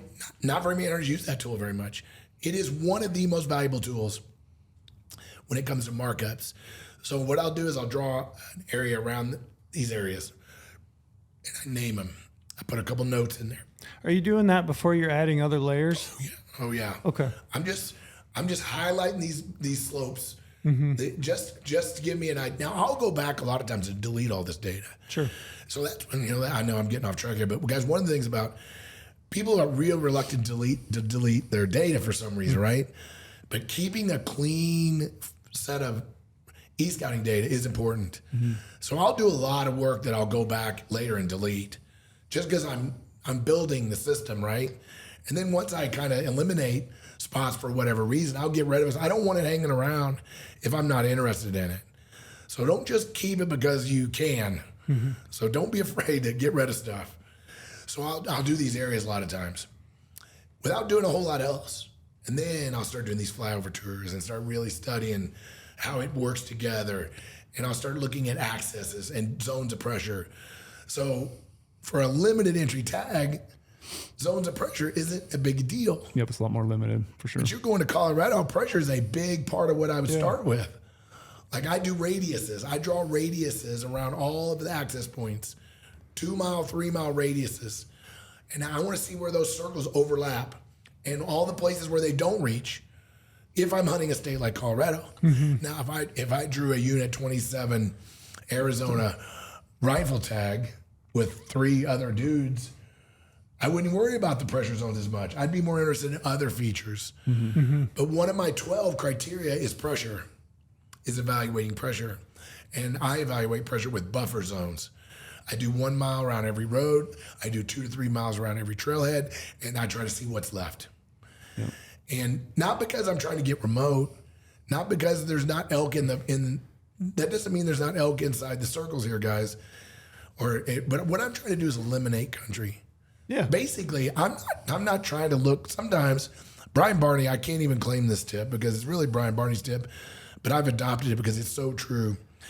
Sometimes when it comes to e-scouting and breaking down the area like yours, I'm not looking for where I think the elk are. I'm trying to eliminate the areas where I think they're not first. Yeah. And that's where those areas kind of come as I'm living. And what happens with these areas, guys, when you start dropping them here, things are going to start to make sense. You'll be like, well, over here in this side of the unit, I got 9 areas. But over here, I got nothing. Something's drawing me over here, right? So it tends to, once you start getting your markups on the screen, you tend to start navigating over there kind of quickly. It starts kind of coming together quickly. And so I would start out by slope orientation and slope pitch, kind of right off the bat, just to get an idea. And then you kind of work into the roads and trails. And then I kind of work from there. Yep. And then I'm looking for the edge. I'm looking for the edge habitat, and I'm looking for the fires in the areas. Obviously I'm getting all those things kind of featured. Yep. So I'm stacking up the fire layers. I'm stacking up the slopes and all those kind of things, kind of narrowing it down. And then when it comes to pressure too, I start analyzing all the drainages. Are there trails in the bottom or they're not? Yeah. Now, most major drainages have a trail on the bottom, right? I mean, they all do. But every once in a while, you'll find some side drains, some feeder with no trail in them. Now, there might be a trail there, but there's just not one on the map. Those are some of my favorite places to hunt elk. And you don't have to get all that far sometimes off these trails. But especially if you got a big old giant drainage and there's a trail in the bottom going up, my hunt plan will never incorporate kind of along that trail. I will look somewhere off that trail, some feeder drainage, somewhere up in the head. If I could put distance, sometimes distance solves the problem. But guys, those big long, those are outfitter magnets. Yeah. Those big long drains with those big trails in the bottom, you got to be careful about what zone you're going to be in. Once you get past that 10-mile zone, you're going to be in outfitter country, right? So I like to be in that 5 to 8 mile zone. That's my sweet spot with llamas because it's kind of far for backpackers, but too short for outfitters. Mm-hmm. So I'd look at stuff like that.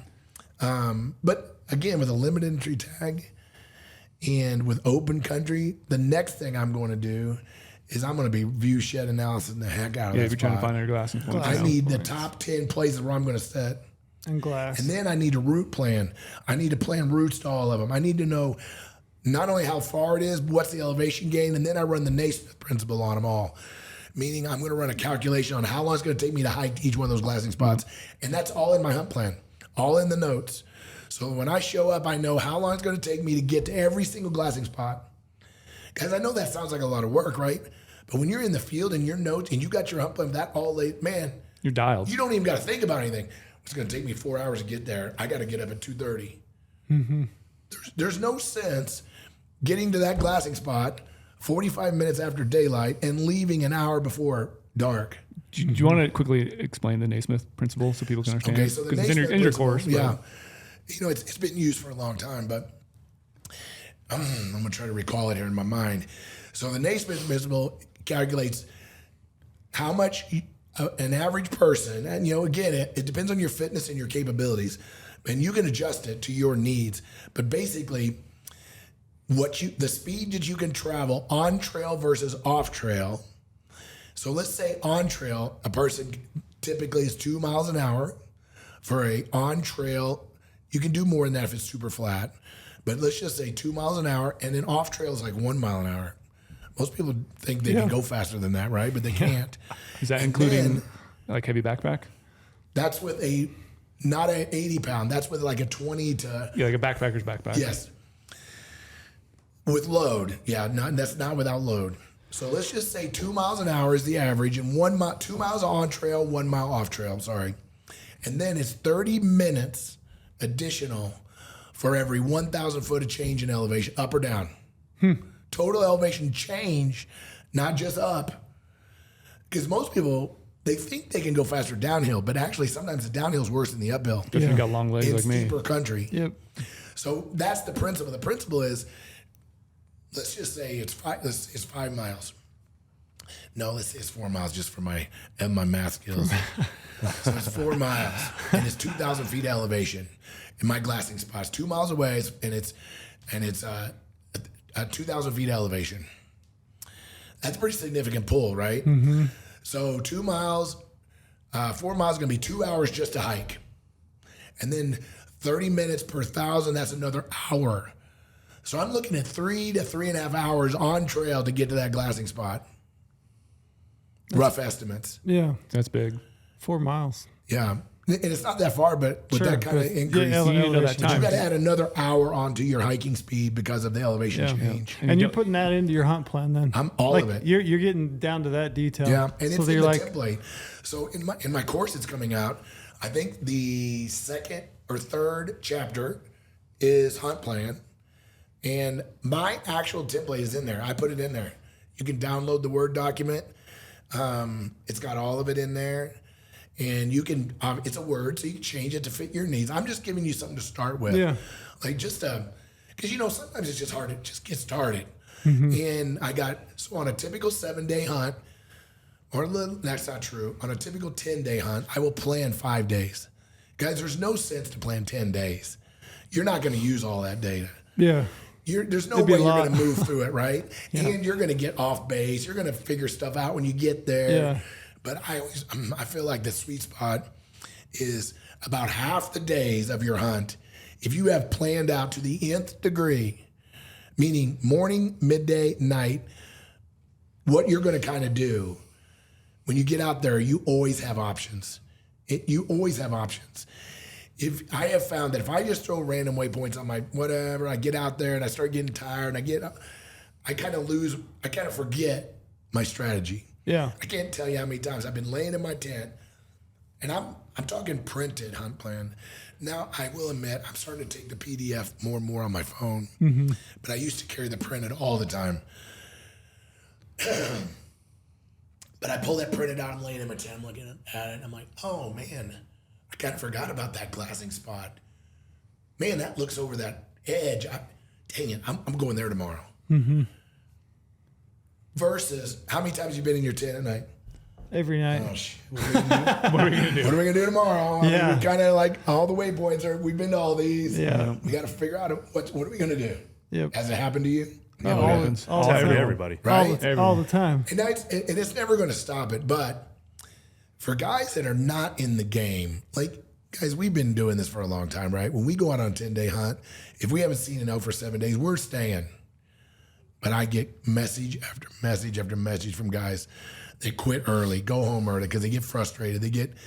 When you got that hunt plan and you can pull it out and figure out a couple nuggets that you kind of didn't think about, you've got new energy. You're ready to, okay, all right, when you have a mission for the next day, your mindset is way better than when you're like, I have no idea what the freak I'm going to do. Oh, I definitely relate to what you're saying. Like there's a certain anxiety when you don't understand or you can't make a decision on what to do the next day. And you lay there in your tent, your sleeping bag, your bivvy, you're just like, what am I going to do tomorrow? What am I going to do tomorrow? You know, and you just stew about it. You lose sleep, stress about it. The biggest thing about this hunt plan is the historical knowledge. I talk about historical knowledge all the time, but it's like studying for a test. When you write out this hunt plan, man, you are concreting it. You don't even realize how well you're going to know your areas if you take the time to do this. And when you get out there, you may not even have to ever even look at it, which is ideal. Yeah. The ideal setup is you roll in there, you just have reduced it all into this knowledge bank, and you get there and you're in elk every day. Yep. But if the wheels come off, you've got this backup. Yep. And I find that the process of preparing the hunt plan is more important than using the hunt plan on the hunt. Does that make sense? Yeah. Just the organization, the camp options, the work, the glassing spots, figuring out the routes, how long it's going to take to get there, all these. And then I also, like between hunt areas, so like on a 7-day hunt, I'll have 5 hunt areas minimum on a 10-day hunt. I'll never get to all 5. But I know that if I can't find elk in number 1, I'm ready to go to 2 because it's already worked out. I've already got the date. I've got the plan. I've already downloaded my offline maps. How many times have guys stayed in the area because they don't even have a backup option? Yeah. They're not seeing shit, but they just stay. And they stay. Yeah. Because they don't want to make a move. Yeah. So when they don't feel comfortable or have confidence to make the move. If you had those backup plans, you would have a little bit of confidence. They don't know how long it's going to take them to drive. They don't know what time they have to leave to get there before dark. They don't know all these things, right? So one of the things I do is when I organize my hunt plans from 1, 2, 3, 4, 5, I calculate the driving distance between each one, and it's in my plan. So when I'm sitting there and number 1's not working, I'm like, I'm 4.5 hours away from number 2. Guys, if we leave at 10, we'll be hunting by tonight. Right. That's big. Instead of sitting on the side of the road like, well, I don't know how far it is. It might be 80 miles. Maybe we can be there. You know? Yeah, lose a morning. You don't want to miss an an evening. You don't want to miss a morning unless you have to. I mean, I do. You got to make sacrifices. But I hope people are picking up on this. I know this seems so elementary, but all these little elementary pieces really add up to bumping your odds of success. Yep. Guys, the average hunter in Montana, Brian said it at the summit, do yourself public land archery elk hunter in Montana is now about 6%. If you want to kill an elk 1 out of 20 years, then keep acting like an average elk hunter. If you want to do a little better than that, then start thinking about some of these incorporating. Not all, maybe you can't do it all, but anything you do is going to move the needle. Yep. Because a lot of guys just aren't taking the time to go to this level of work. Yeah, we're supposed to talk about time. So when I was giving the seminar at the summit, I was talking about like how many people are just sitting there every single night. You're wasting all that time watching stupid Netflix, Amazon Prime videos. Watching cuties on Netflix or something, right? Yeah. Like, what is that? That's what Cody does. Where are you trying to set your, you're not setting yourself up for success. But like, how much time do people actually spend e-scouting? Like, every single night you can be doing a little bit something. You can do it on your phone, your computer. instead of watching a stupid movie that does nothing for your education for your hunting career. Yes, you have to have balance in life and all that stuff. I get that. Yeah. But the guys who want to be dedicated, who want to kill big shit, like you're gonna have to put in the extra effort, and it starts with e-scouting. Like how much time do you think you put in? Let's say maybe a week or a week on e-scouting. I get asked this all. Oh, in an average week. Average week, or let's go a month, whatever you want to do. Like how many hours do you think you're spending for one tag? I'm doing right now 10 to 15 hours a week. Yeah, and that's not I'm not hard. joking. I mean, literally that much time. Well, I was one of your I don't Omar? know his name. What's his name? Omar. We were doing a little e-scouting right there. Goggins Jr. We popped the laptop up. I had Google Earth open. I had GOHUNT home. We're alternating screens. I'm like, this. Now, I wouldn't classify it as e-scouting, but we were dropping some pins. Yeah. And I spend as much or more time e-scouting than I do on the hunt itself. And most people are blown away by that. Why wouldn't you? You get 10 days, guys. A lot of guys are not blessed like me. I mean, I realize how lucky I am to do what I do. I didn't always have this. I had 14 days. I had whatever I had. I had to make it work, right? Mm-hmm. And there's no way I'm not going in. I want those days to be absolutely maximized. Yep. And here's the thing. A lot of guys are intimidated by the technology. Mm-hmm. And I get that a lot. Guys, I'm just not good at computers. You don't have to be good. It's a browser. Yeah. Everything works on the browser now, except for Google Earth. It's standalone, right? And it's like an archaic application. Learn it. Be a man. I mean, be a man or a woman. Jesus. Get in there, do some practice, try some things, educate yourself, watch some YouTube, guys, there's a million podcasts, there's a million YouTube, there's courses if you want to spend a little bit of money. You're spending $1,000 on that freaking elk tag, and you're not going to that's just the cash. That's not the time and the oh my gosh. And you're not going to buy the $99 yearly membership to OC for 8 courses that can help you up your game in a couple different things. Which, by the way, use promo code TREELINE, you get 20% off. I was going to say, don't you be throwing out that GOHUNT code. No, we're using promo code TREELINE here. This is your hard work. I was getting ready to put my foot down on that. No, we'll make sure we get it at the end. And here's the biggest thing too. People who buy OC right now in the month of July will get Explorer GOHUNT maps for free. Oh, really? Yeah, there you go. Okay. So use promo code TREELINE. Guys, get your course on OC. There's no industry. There's no hobby.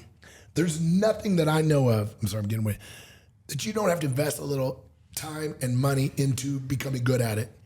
If you're a photographer and you want to be good at photography, like next level, you're going to take some courses. You're going to do some tutorials. You're going to pay for some educational materials. You're going to buy applications, right? You're going to buy Lightroom. You're going to buy Bridge. You're going to buy Adobe Photoshop. You know, whatever, right? Why do you? I mean, I'm getting ready to go back in that GOHUNT store and probably get divorced, you know? But we don't spend any money on improving our, and I'm not trying to, guys, I don't care if you buy any guys. I don't care about any of that, but Elk Collective, Elk 101, whatever it is, if you need the knowledge, it's available, and you just got to be willing to go get it. Yeah. And these are needle moving things. Yep. There is no education that I know of that I've seen out there that you're going to buy at a reasonable rate that's not going to move the needle a little. Yeah. Now, maybe some like mine will move it more than others, but I mean, just kidding. It's the skill set beforehand, which is arguably the most important part, right? It's like, I mean, if you're not investing in your skill set, and hunting is one of those things too. It's like, you know, we all get depressed come winter, spring, early summer. You can't do it, right? There's no other hobby out there that just completely shuts off. You can't even get good at it. You can't work on it. You can't do anything. I mean, you can shoot your bow, you can do all that stuff. But as far as like skill set in hunting, finding where our animals are, actually being out there on the ground, finding them, going through hunt plans, all that stuff, you have 3 months a year to do that, right? And really, you only have September to like truly execute on elk hunting in the rut with a bow. It's like your time slot is so small to work on it. Why the fuck would you not invest in the education of it before it gets here to then be that much further that next season it gets here, and then do it again the next season, do it again the next season, before you know it, what you could have, you know, what would have taken you 15 years, you now have done in 3 years. Now you're successful. You're one of the 10% that actually harvest elk every single year.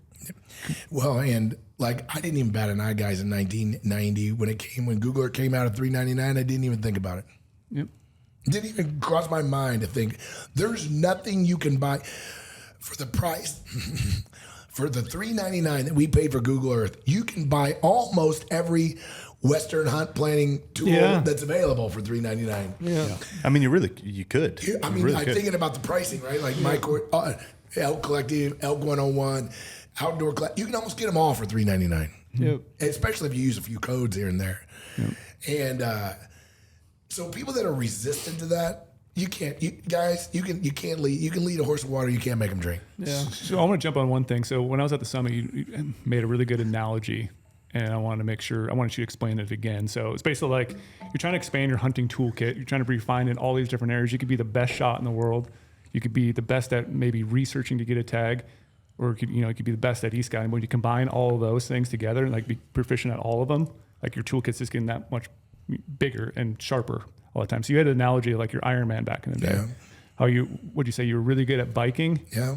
And then like explain that whole thing, because that thing like really resonated with me. You said that. I haven't really said that much. Probably the first time I really brought that out was at the summit. So guys, as hunters, and I used to do we were talking about this. So I know it's hard to imagine. I don't think so. You look like you're in good shape. For 57, holy shit. I think you look like you're in good shape. I'll pass a couple pictures around while we're sitting here. You guys can look at my old days. Yeah, you were an accolade-winning Ironmaner, right? And I wasn't winning anything, but I was pretty close to winning a few. Well, you've made Kona quite a few times. Those are my triathlon days. You obviously lifted weights though too. Look at that. Bullshit. No weights. That's from football. That just came with me from you had football. the background of it. So you did lift weights. You weren't just a runner your whole life. Yeah. Exactly. Yeah. But anyway, so I made this Ironman. So Ironman is 2.5 mile swim, 112 mile bike, 26 mile run. Right? Long day. Mm-hmm. And the fastest guys, to be like let's say at the 6% of the Montana boat killers. If you break 10 hours in the Ironman, you're kind of a badass. Mm-hmm. If you can do all that in less than 10 hours, you're kind of a, you've been looking at it too. Accolades. You're kind of a stud. Let's just be honest. Well, my first couple Ironmans were 11, 12 hours, 11 and a half. I just couldn't get any better. I did like 4 or 5 of them, and I was all in that range all the time. And my coach says, Livesay, you're a dang near professional level cyclist, and all you do is ride your bike. You're a pitiful runner, because I'm 170. I'm a big triathlete, right? Your marathon time is 3:30, 3:45. It's pathetic. That's pretty fast, but it's not good enough to get sub 10. And you got to stop training your strengths and start training your weaknesses.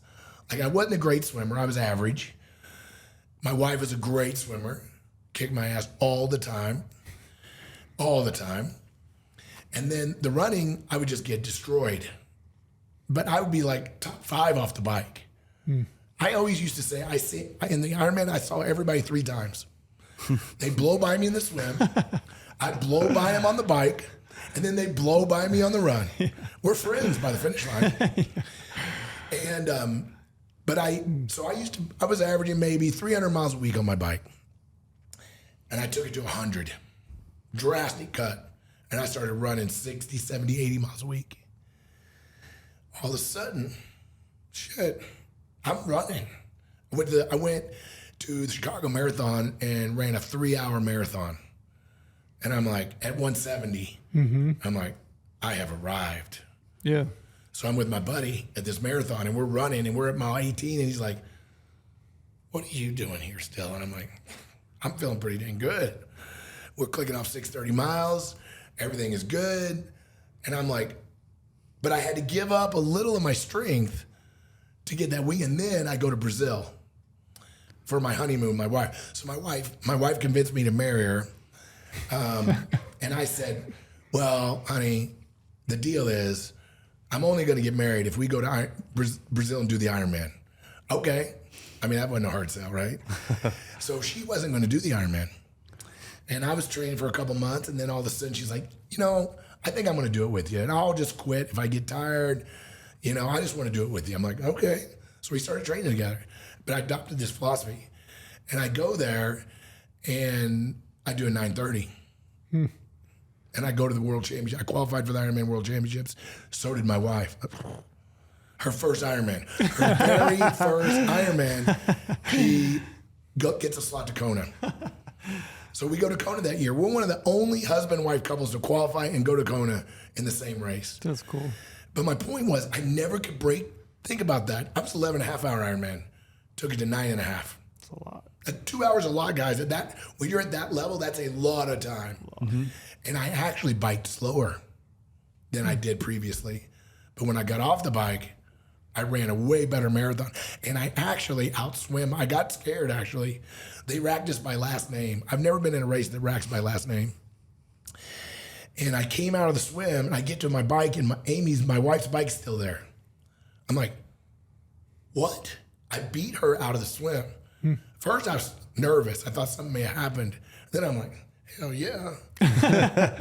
Finally got one on her. So, I swam like a 104 or 103, hour 3 for 2.5. Well, my previous times were like 120, 130. So the point is, I know that was a long story, but it's important because if you're a great shot, what do you do? If you're a great archery guy, they shoot. All they do is shoot. They don't work on anything else. They go to the range you're every morning. You're already a killer, but your e-scouting game is terrible. Your fitness That's me. game I think is you're terrible. talking to me. I might have been trailed. Don't worry. Fitness guys, all they do is run, put their packs on, get in shape. They're hiking all their ass all over the mountain, but they have no idea where the elk are. And then when the elk shows up, they can't kill it because they can't shoot. So you've got to balance your game out and work your weaknesses. If you're not good at technology and you're not good at computers and you're not good at that's exactly why you need to be doing it. Mm-hmm. Don't shy away from it. Dig in.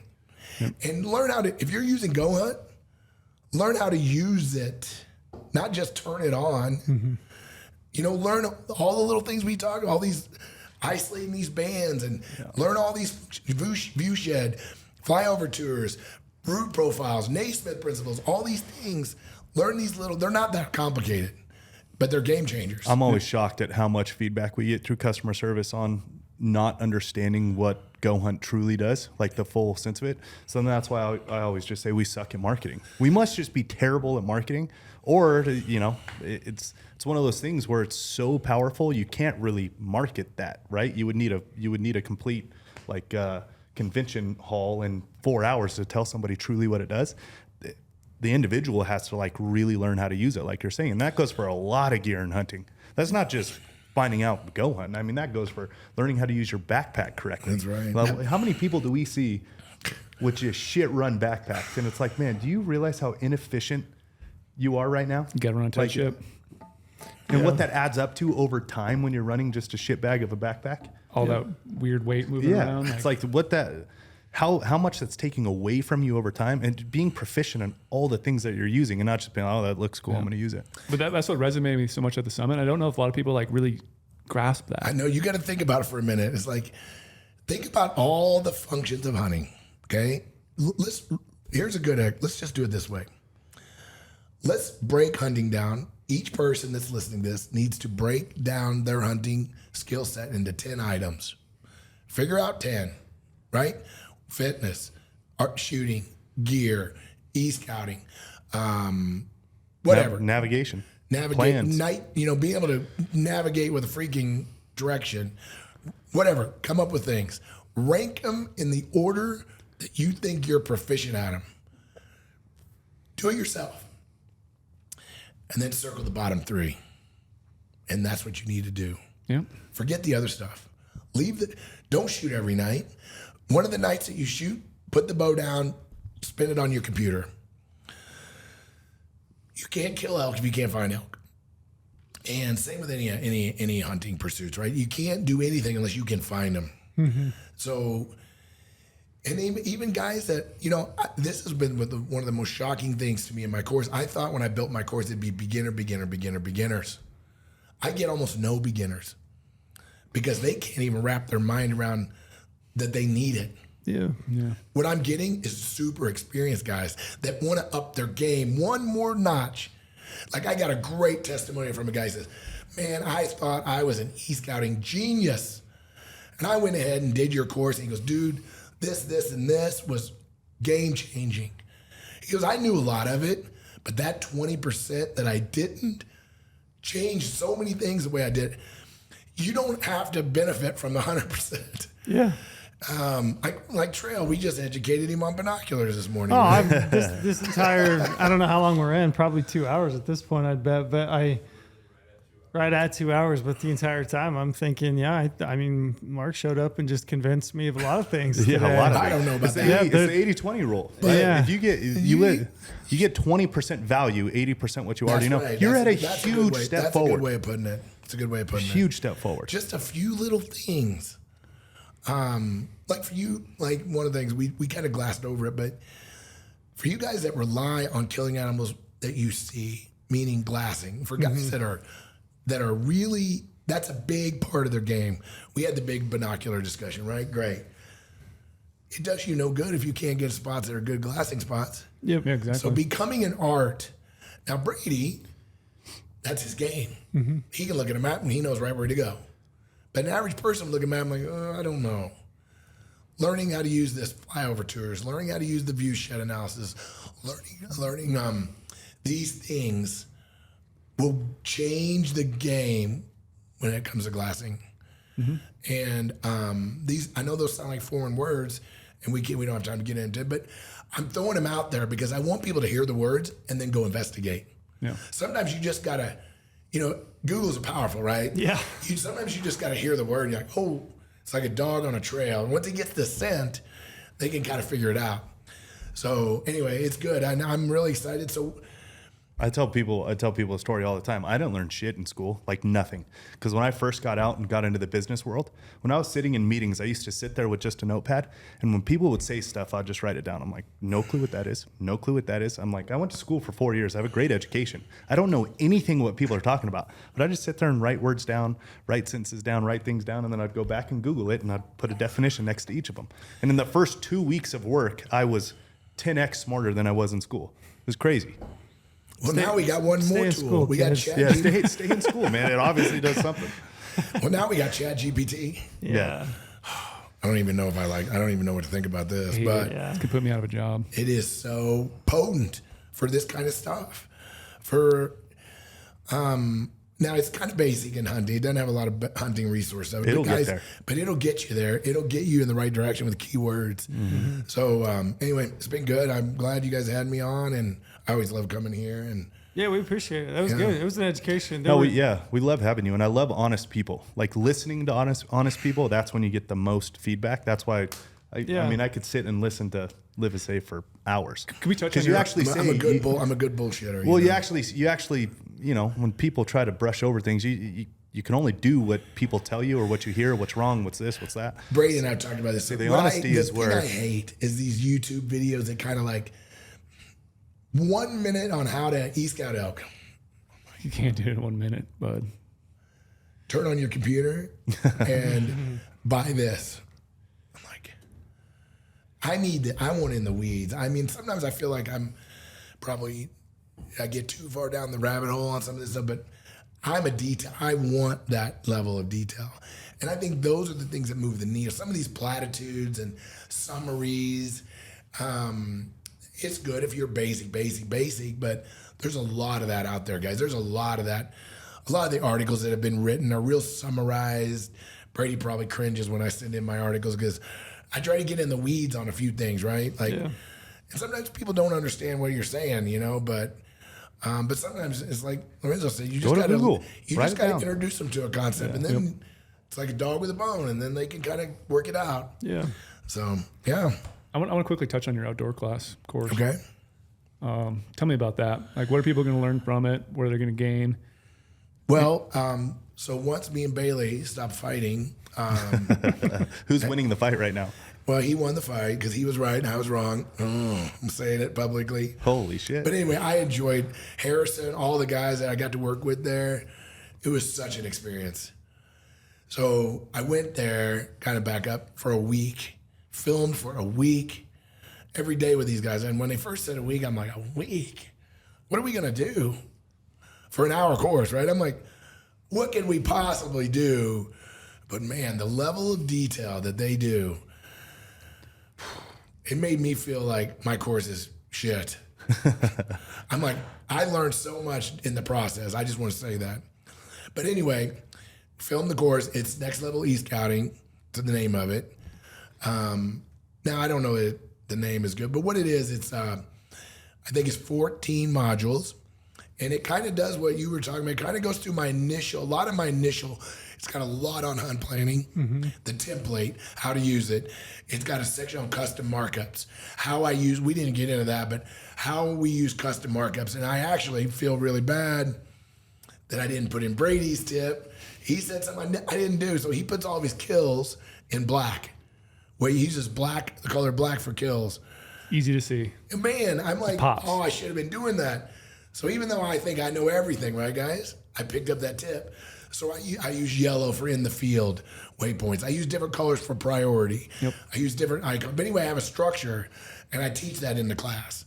I think that's really, and I don't teach that anywhere else. That's not even in my e-scouting course. I kind of didn't really put it in there. So I think that's a really good module. And there's a glassing module in there. Remember we were talking about the view shed. It's all in there. And the Naismith, the route calculation stuff is in there. What else is in there? The flyover tour, how to do the flyover tours is all in there. So it's not really everything, but it's 14 very targeted e-scouting techniques. Is it species based or is it overall? You could use it for a lot. It's kind of overall, and I kind of wanted to do it that way. So there's really not, it's just how to find the best glassing spots, no matter what you're doing. How to do your hunt plans, no matter what you're doing. Right?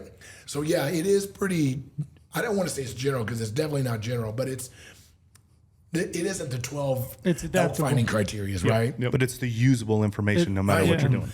Like we just said, if you're a guy that like feels like you're not maximizing all your tools in your toolbox, then I think this is for you. Mm-hmm. Cool. Now, I think it's for everybody, but I think for a guy that feels like, man, I want to kind of up my skill set a little. I feel like I'm pretty good, but I heard that flyover tour. I heard that view shed. I heard that hunt plan template. I heard that custom markup. I kind of want to dig a little more into that. I think it'll serve you well if those are your thoughts. Cool. Hit us with the promo one more time, Brady. Yeah, so if you use promo code TREELINE when you're signing up for OutdoorClass, you get 20%. Don't use that OutdoorClass promo code. TreeLine. TREELINE. TreeLine. TREELINE. You get 20% off. And anyone who signs up right now in the month of July, they're going to get GoHunt Explorer, which is our GoHunt Maps, web and mobile, for free. Well, now that we showed them how to isolate the high spots, everybody's going to be one of you. That's it. Guys, whatever you think of tools, nothing matches that. That is absolutely hands down such a dynamic, useful tool that if you only buy it for that, it's worth what is it a year? $49. $49. My gosh, you can't even go eat for that. Yeah. Yeah, I mean, as you're thinking your way through it, you get OC class, you get a GoHunt Maps membership, you get points back in the gear shop. Man, it's like, how are you guys making kind of a money? no-brainer? Well, we've always said, I mean, we say it jokingly on the podcast all the time. I always give Brady shit for it because he tries to keep secrets, but we're here for the people. That's what we've done since day one. It's like, listen, man, we want you hunting more. Like, yeah, we're not a nonprofit. We're not a, what's the word I always used to say? Charity. We're not charity. We're not giving away shit. Well, like we have to survive and make money, but like we want you hunting more so than giving us the most amount of money. You know what I like about I'm just going to say, what I like about my partnership with you guys is that the target and the focus on loyalty. Like you guys have all these things where you give away this and this and this, but the hope is, right, is that when they come in, I don't know if I'm wrong or not on this, but when they come into the GoHunt family or the GoHunt structure, that this is going to be a repeat. This is going to be something they're going to keep doing. Yeah. And you guys are investing in that. Like you give away a lot of things. You do a lot of really deep things to get people into the process so that you can show them what is capable. Yeah. Just like when it's insider season. If you're not using insider, you're an idiot. I'm just going to say there's a promo cut. I've been using it for way before we even started working together. I was year one. I had to be one of the first. So I was our first subscribers. I think you were. Didn't we look at that when we were talking? I don't know, but I've been using it for a long time, and it just cuts the edge off of all that stuff with the tag stuff. But so I like the fact that you guys are investing in the future as much as you're investing at the moment. So I do appreciate that in a company, because that's what I try to do in my event businesses too. Yeah, and you're not wrong. Our customer retention is like gold level standard. So you're exactly right. Well, I like that. Same with my courses, guys. If my e-scouting elk course didn't deliver, then why would they do the meals course? Why would they do anything else I do? Why would they buy my toolkits? Yeah. They would not be interested in anything if I didn't deliver on what I said I'd deliver on. And you know, maybe some people it's too much, but that's okay too. You know, depends on what you want to get out of it. You know, it's just like everything in life. Put in what you get out. We appreciate you coming. Yeah, for sure. Closing thoughts for us, Trail? I was just gonna say it's. I think we were talking about it before we started, but one of the things I hate most is hearing my own voice. So I very rarely go back and listen to any podcast that I've been on or a part of. But I will say, just thinking back over the last 2 hours, there were so many just little nuggets and hidden gems and things that I necessarily don't always think about that I would like to revisit. So I think I'm going to, this is actually one of the podcasts I'm going to actually go back and listen to myself, even though I was on the damn thing. So I appreciate you coming, and that was awesome. Well, thanks. Sometimes we go fast. I got to say, we roll right on. So much to talk about. That was good. So it might be worth a re-listen. Okay. Thanks, Mark. So thank you guys.